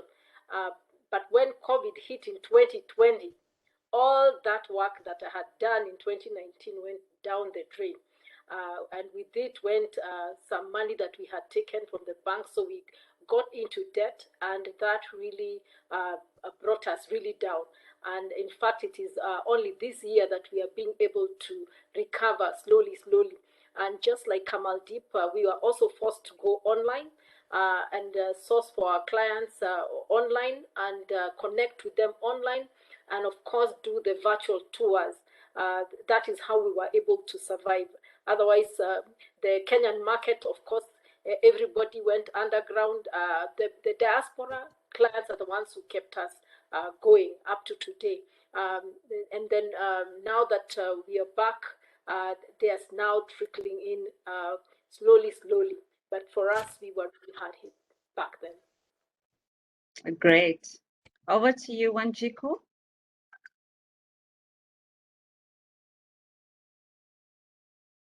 All right. First, I'm told that you can't see me. So as I try to figure that out, let me just answer the question. So how COVID affected our business? Our business actually grew with COVID. It was a new business. A lot of people were at home. So there was a trend where people were being very experimental with food and trying out new things. So our business actually grew during COVID, and it has continued to grow even after COVID. All right, thank you. So Elsie, I'd like to just ask you a question. I know apart from exporting your services, how was it for you during the pandemic? You import certain equipment for you to be able to deliver on your services. How was that for you? It was difficult because at some point we actually could not buy these things from the people who sell them to us, from the manufacturers, because they didn't have supply for certain parts. Say, for example, you're looking for a certain server and it's out of stock, and they do not see a near future in which they can deliver. So how for example, for servers, how it works is there is an on-channel system where you buy through a distributor who buys through the manufacturer, and it's good to do that because that is it allows you to prevent some risks from materializing. For example, if the server is not functional, it can be returned to the manufacturer and is repaired under warranty. So when they didn't have these things, because of the supply chain bottlenecks that were going on, it meant that we had to sometimes, and only where the customer had authorized, and when it was extremely necessary, say a customer has systems down, there's nothing they're doing, we had to go off channel and acquire these things from other people. And it's risky because, say, if you acquire something from the UK and it's not on channel, if you need it repaired, you have to ship it back to the UK, then have it shipped back again, which could take eons. And then another thing was customers started having longer credit cycles, where we were getting invoices paid in 30 days, 40, 45 days at most. We now have customers who can take up to 6 months, some up to 9 months to pay you. And that creates some problems internally because you don't have the money to operate internally. Yeah, so that has been very challenging. All right. Thank you so much, Elsie. I'm seeing time is going. I'm going to ask the last question. How have you dealt with some of this? Okay, supply chain, Elsie, you've just mentioned it, the challenges. If you could quickly say that in both imports and exports, Elsie, you've explained that. And also, where do you see your business 2 years, 3 years to come? Should I go first? Wanjiko?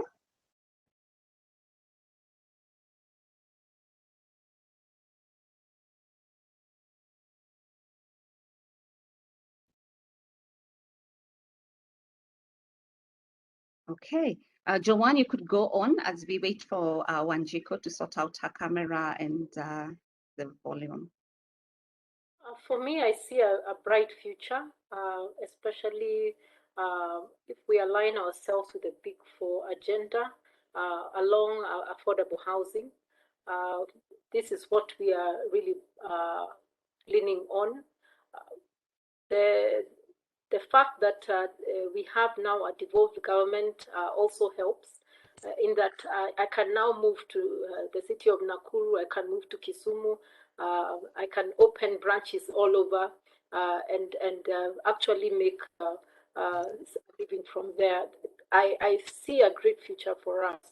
And I'm now that I have learned what I have learned during that COVID time, I am telling you, you cannot beat me now. Now I know where the pitfalls are. I know how to safeguard what is coming in and make use of it with wisdom. Thank you. All right. Thank you, Rhoda. Let's go over to you. Okay, thank you. So some of the challenges that I experienced in the avocado export business include revolve around the fact that it's a very highly perishable fruit. And so you have to be very careful from the day the fruit is picked to transportation, to packaging and shipment eventually. And so what we do is that we have engaged reputable shipping firms who export this fruit, first of all from the pack house, people who will handle the fruit properly, keep it, cool it, in the store, in the cold room. And eventually it will be transported using temperature controlled vessels so that it keeps its freshness. The other challenge is around integrity because many avocado exporters have burnt their fingers because they have exported to importers who have failed them, they have not paid, or they have not paid, or they have claimed that the fruit was not good, whether it was good or not. The disputes arise around that. But what we have realized, to avoid that kind of a problem of the fruit going bad before it reaches the buyer, is to make sure that it is picked when it is mature, because that's a very big challenge. Because I remember I mentioned there are brokers who go to the farmer and entice them to buy, first of all, at low prices, and then they entice them to harvest fruit which is premature. So what we're going to do, or what we do, is we insist on mature fruit. The other solution for the fact that the avocado is highly perishable is in terms of the future, or upscaling, or value addition, because we plan to go into value addition, including oil processing, which means that there's no risk of the fruit really going bad because you're picking and processing. And then there's a lot. There's the processing of crude oil, or refined oil.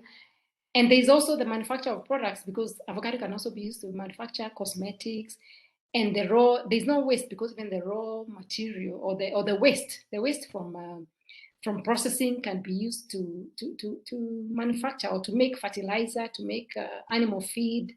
So we are seeing a very bright future where the delicacy, we can sort of cure the delicacy of the fruit, because we will, yes, export the grade A, and then we will be left processing the remainder. So it's very exciting for us, especially when we think about going into oil processing in the very near future. Thank you. Thank you. What's the next market you're exporting to? Currently, the biggest market is the European market, the European Union market, and especially the Netherlands. There's also a bit that goes to the Middle East.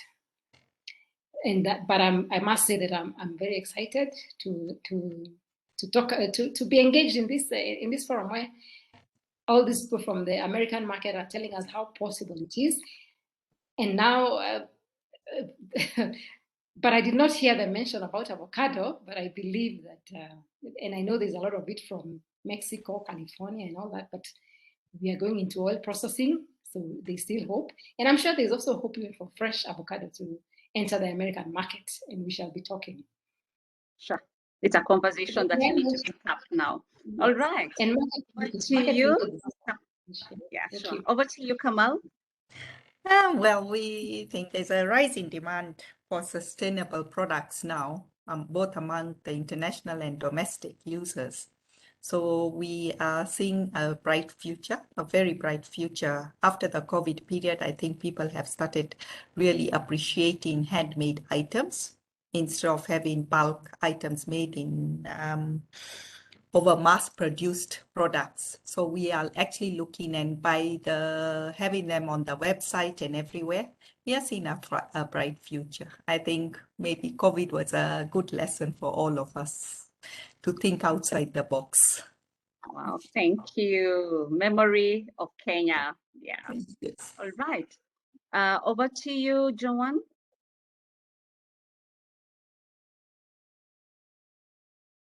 I think I've already spoken about seeing a very bright future for us. Yeah. Yeah. All right. All right, then. I would like to request for your last parting shot. Sorry, Wanjiko, you're here? Yeah, I'm actually the one who didn't speak. My laptop decided to do something. Now, the future in food processing is very bright.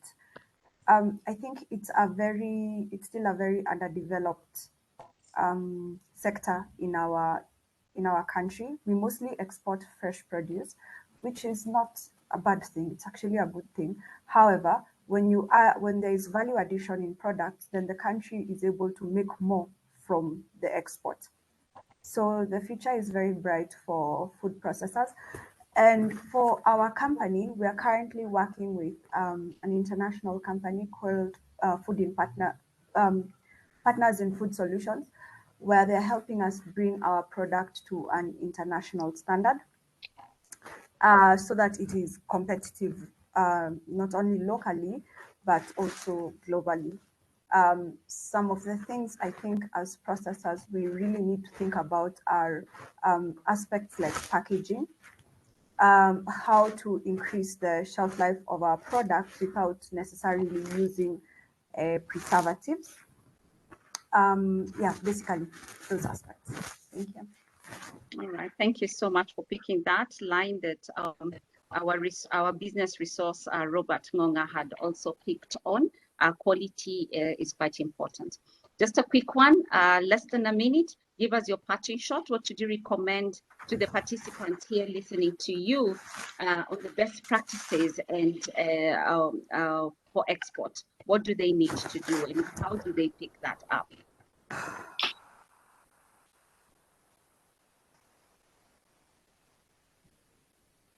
Over to you, Joanne.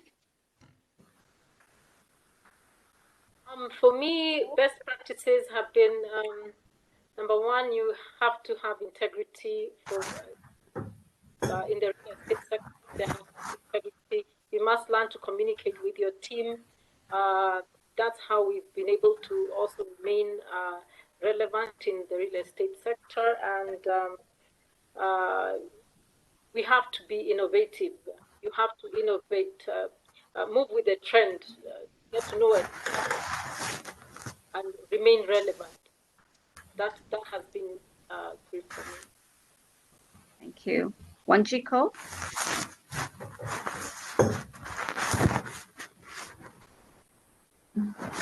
Sorry, Pauline, I think please repeat your question. What would you recommend to the participants here listening that are interested in doing export? What are the best practices they should follow? For the food industry, hygiene is key. So adhering to the set standards like HACCP, and packaging, as I said, is a very important component. Yeah, and I think everyone, if you're passionate about food processing, then this is actually the time to join the bandwagon. The government, I think, has in the last couple of years provided a lot of resources for young people. You do not have to own your own production unit. You can you can work from a government facility like Kirdi until you're able to set up your own production unit, because as we know, that comes with a myriad of expenses. And even working with government agencies like Keproba, who are able to train you on market requirements and on market requirements and market linkages also. All right, thank you. Over to you, Elsie. Just a quick comment also on the future of the trade as I see it. I think technology is now at the heart of business. And if you look at what happened during COVID, like what all the panelists have been saying, part of what helped them survive COVID was having the knowledge to take on technology as a means to sort of put their products out there. And I feel it's very exciting for those of us in the technology space, because it means that there will be a lot of revenue coming from all different sorts of sectors, and that's wonderful. And just to tie that up with what I think are best practices in terms of being export ready, I think one of the most important things that perhaps really gets understated, especially in the sub-Saharan context, is systems and processes and having things that guide you, doing things methodologically. In Kenya, we call it the opposite of that. We call it kiosk, having a kiosk. So I would say it's so important to have systems and processes to guide you. Systems are the essential building blocks that your business grows on. And technology can be helpful in that way, because ERPs, enterprise resource planning systems, can help you have a centralized and localized database of everything, of all the information that you need to make the right decisions. You know, you can think our avocados are selling now in, for example, for Rhoda, avocados are selling now in the EU, but we want to go to the US. This is how we can do it. This is the data we can present to the American support services so that they can help us, and so forth. And I strongly feel that, especially in our sub-Saharan context, we do not leverage systems and processes enough as a building block for businesses. Yeah, that's true. Thank you, Elsie. Over to you, Kamal. I will say very simple. Join different associations and network, because with the network and associations, you get a lot of information that you can pick up. And like, for example, this webinar we've had today, there's so much information that we've picked up that we can use to take our businesses further. So there's no other word, simple, join information, and don't just get the information, use it. Don't just pick up cards. You go for networking sessions, you pick up cards and just keep them. Use those cards to follow up people. Another thing is venture into digital marketing. It is so much now. We are able to do so many sales because of being on digital marketing. So we are able to take our products out. Another one is increase your supply chains. If one person is not able to deliver, you have a second person that would be able to help you deliver the product that you are. Keep communicating with your clients. Let them know that you're not able to deliver on time, but please make sure you communicate. Thank you. Thank you so much for that parting shot. Over to you, Rhoda. Okay, yeah, so mine is I would advise everyone to insist on quality. Number one is quality, so that your customer is not disappointed, and then consumer also. And then go into value addition, because that creates a lot of opportunity for everybody along the chain. And it also, increases the use of the product. And also, like a lot of my colleagues have said, tap into the resource that's available. I must say here that for us to be able to start, it was through the capacity building offered by OWIT, where, for example, we got into this training where it was actually called the avocado value chain. And that's how we now, through that training, there were other linkages offered for where to put your foot next. And since then, we've had so much resource from people like somebody mentioned also, Keproba. Keproba are actually very, very keen on seeing our products from Kenya go to the rest of the world. So it's quality, value addition, and keeping in touch with the market intelligence, so that you're in step. You're 10 steps ahead, actually, in your game. Thank you. I like that. 10 steps ahead of your game, and understanding the days and the trends, what's happening, and opening your eyes and seizing the opportunity, joining networks, innovating, access to information. You should always be in school. The person who does not access information is not with us. So you should be with us. Look at quality and be 10 times ahead. Thank you so much, panelists. It has been amazing sharing this moment with you. You all look so amazing tonight, now that we are hosting from Nairobi. May you settle in. There's a lot of information that has been shared. Please seize that opportunity. I like to say, you snooze, you lose. Please do not lose. We do not leave each other behind, like we like to say. We leave no woman behind. Thank you so much for your time. Thank you so much for being vulnerable with your information. We're truly grateful. Thank you. Thank Over you. to you. Thank you. Susan or Salome.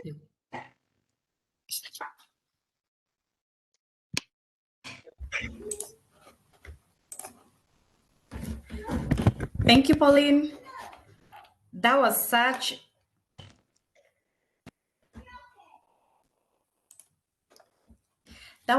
an informative session. Thank you so much, ladies, for telling us your stories and giving us those amazing, amazing parting shots.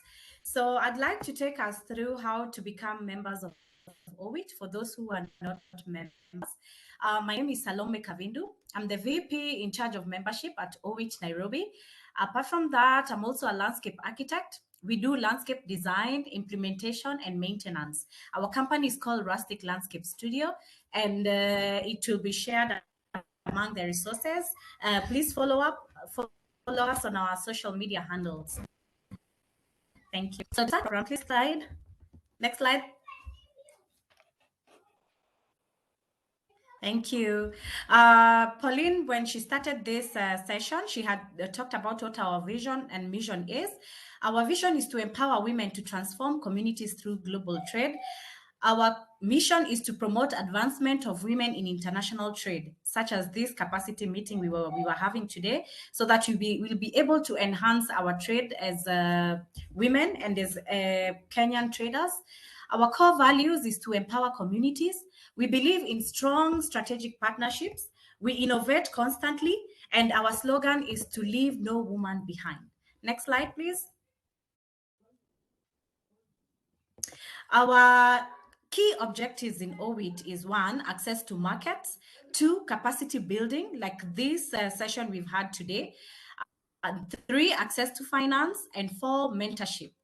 Susan had also talked about mentorship. We have the Sharia Foundation mentorship, and 2, we shall be launching our local mentorship this year. So please join so that you can benefit in that. And we also contribute to the SDG goals 1, which says no poverty, SDG number 5 for gender equality, and SDG number 10 for reduced inequalities. Next slide, please. OWIT is organized into 5 sectors. 1, we have agriculture. 2, technology and innovation. 3, manufacturing and energy. 4, retail and trade. And 5, services. Today we had the honor of listening to members in each of these sectors. So whatever business you're in, you'll be able to be plugged in into one of these sectors, or even sometimes you can find you have various businesses. So I'm sure you will not miss anywhere that you can plug into. Next slide, please. How do you join OWIT? We have membership rates that you pay for you to subscribe to be a member. We pay an annual, the first subscription amount, and then after that, every year we have a renewal amount. We have 3 categories of membership. 1, individual membership, where we pay 15,000 Kenya shillings or 150 USD. That is to subscribe to become a new member. And then the annual subscription after joining is 10,000 shillings or 100 USD. The other membership is SME membership, where we pay 55,000 Kenya shillings to subscribe or $550. And then the annual subscription is 50,000 shillings or 500 USD to become to subscribe annually. And then the third membership is corporate membership, where we pay 155,000 to join, and then in USD dollars it is 1,550, and to renew every year is 150,000 shillings Kenyan or 1,500 USD. And for those who are joined us today, we have an offer that is running for anyone who wants to join as a new member. We have a 10% discount which will run until end of May. Kindly take up this offer. And let's go to the next slide. Just to name a bit of our membership benefits, we have this and much, much more in OWIT. 1, you get to have a membership certificate that you will use to apply for various opportunities that arise from time to time. And then 2, you get discounted rates to go to either OWIT Nairobi functions or OWIT international events. Susan had noted that we have physical events. We normally pay for those events to attend. And so as a member, you'll be able to pay discounted rates. There are also events that OWIT International holds, and you'll be able to pay a member rate, which is a discounted rate compared to the non-members. Your profile will be put on the international website. As OWIT Nairobi, we have various partnerships with organizations here, such as KEPSA and Kenya National Chamber of Commerce. These are very important partnerships because they help you in terms of preparing your business for export. And then in terms of our international partnerships, we have, just to name a few, 1, the Sherry Blair Foundation, which gives us mentorship. And then we have the ITC She Trades and Goldman Sachs as well. And I had talked about what the mentorship opportunities are. Please subscribe to OWIT so that you'll be able to benefit from these amazing opportunities. And in terms of the mentorship, I can say for sure I have benefited because I've gotten to be mentored 2 times under the Sherry Blair Foundation. And that is why we found it important to also launch the local mentorship program, because I know we have a lot of resources locally and we'll be able to partner you with someone who will help you to scale up or even solve problems in your business. Then apart from that, we also have trade missions and trade conferences that are organized within the year. And then you'll also have access to wider networks. They say your network is your net worth. So kindly join for you to be able to benefit. And also we have opportunity to international market access and financing. These are just to name a few of the opportunities that we have as OWIT members. So please, after this, talk to someone you have seen here talking. There's also, you can write your email on the chat box and we'll be able to get back to you. Next slide. That is just to show some of the membership partnerships that we have, and we keep on adding more partnerships. As you've heard today, we are going to negotiate with some of the people who are part of the speakers today, and you have had the resources we will be able to have access to. So please be part of this. Next slide. So those are the contacts in case you want to reach out to us. The email address is there, or you can call that number for those who are here in Kenya, and we'll be able to guide you on how you can become a member. Thank you so much, and thank you for listening, and we look forward to having you as members in OWIT. Thank you.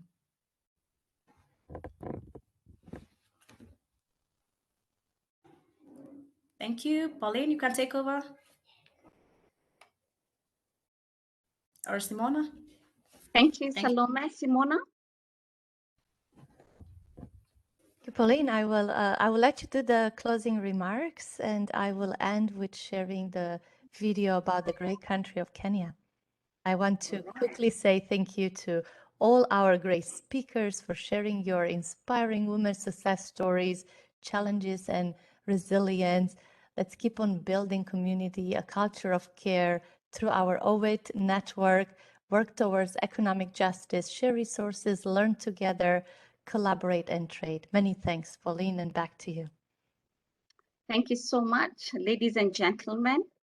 Breakfast has been served, lunch has been served, dinner has been served on silver cutlery. Now it's up to you to take your plate, put food on your silver plate, and take your spoon and eat it. If you do not eat it, don't say that we never served you any meal. In Africa, if there is no meeting that is not served with there's no meeting that's not served with a meal. That is how we do it, and we do hope that you have enjoyed all the tools and resources that have been shared with you. We are here for you. If there's any follow-up that you need to make, we are here to assist you. You've been given the admin, our admin contact. Please engage us. Let's not leave each other behind. Let us collaborate from this day forward. Let us do bilateral trade between Kenya and Nairobi. You've had the business resources are telling us there is so much. I mean, there's even mentorship. Elsie, one of the panelists, is in technology. I will be pushing you to get into that mentorship program and the many more programs that we have. Those who are not OWIT members, please join so that we benefit and grow our economy together. Let us build our community together. Let us make a difference.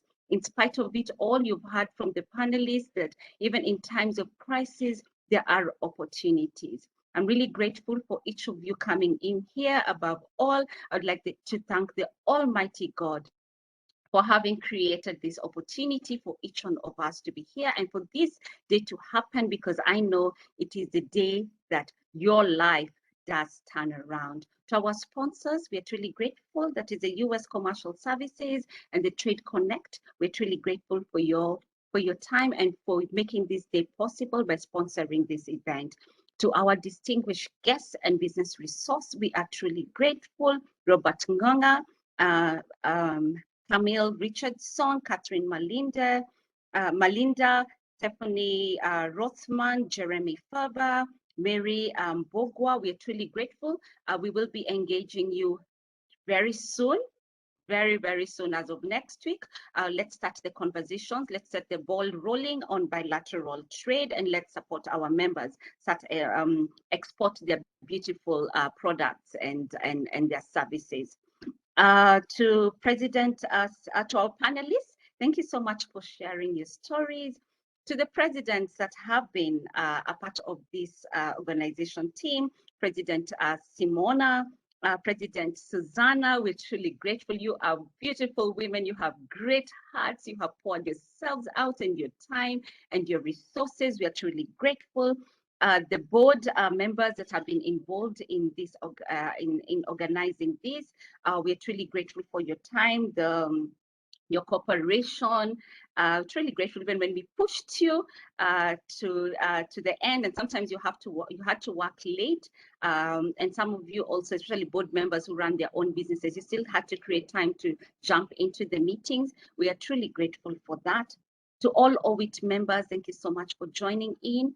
Without you, would not be having this program, and we value you. To our special guests this evening, thank you so much. Ladies and gentlemen, I hope that you found this meeting meaningful, and you will be engaging us, and we will thrive and grow successful and sustainable businesses together. Shukran, thank you, kwaherini. In Nairobi, or in Kenya, we say kwaheri, meaning bye-bye. I hope you have learned a few Swahili words. Karibu, jambo, and kwaheri. Thank you so much, Simona. Thank you so much, Susanna. Thank you so much to the International OWIT President, Frida Owinga. I'm not sure if she's here. If she's not, send our love to her. Thank you so much, Susan, for running this program. Over to you. You may leave at pleasure. Please listen to more about Kenya for those who missed out the video at the beginning of the session. Kwaherini. Kenya gives you one of the biggest markets in the world.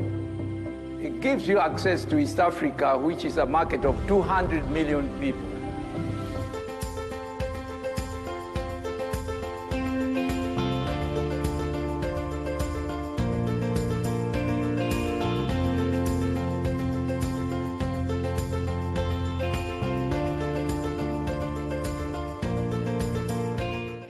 See, Kenya is one of the amazing destinations for business in Africa, and in fact is situated in the world in a place where we are all very well connected.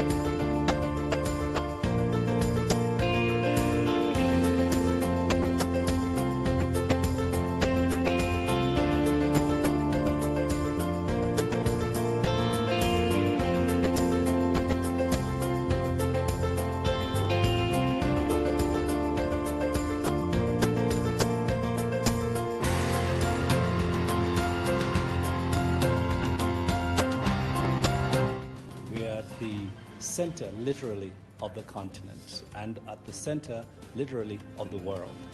From Kenya, you're within 13 hours of any point anywhere in the world by air.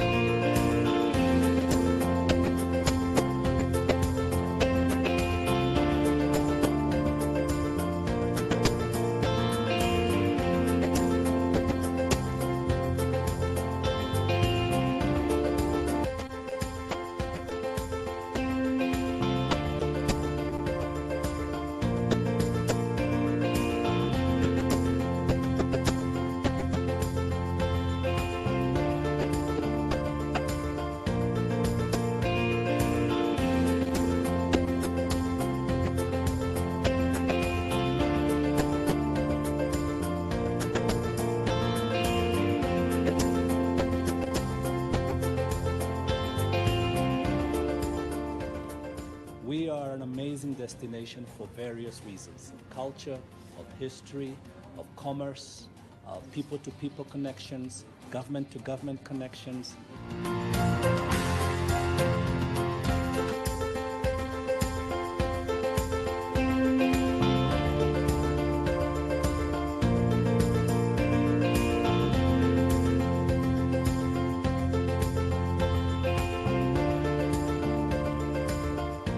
We have an open door policy for investment, so we encourage investment, we encourage through incentives. And because Kenya has an authentic African safari product, as well as white sandy beaches at the coast, the combination of these two becomes interesting for investors to think where to go.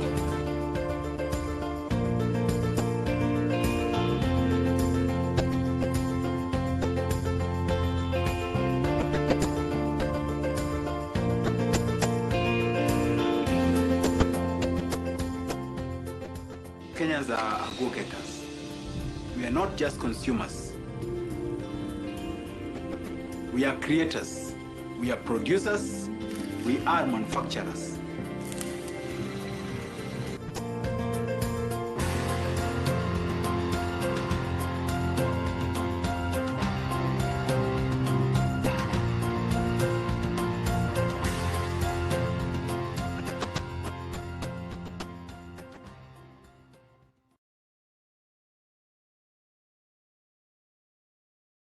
Thank you. Let's do this again and again and again. Bye-bye. Thank you.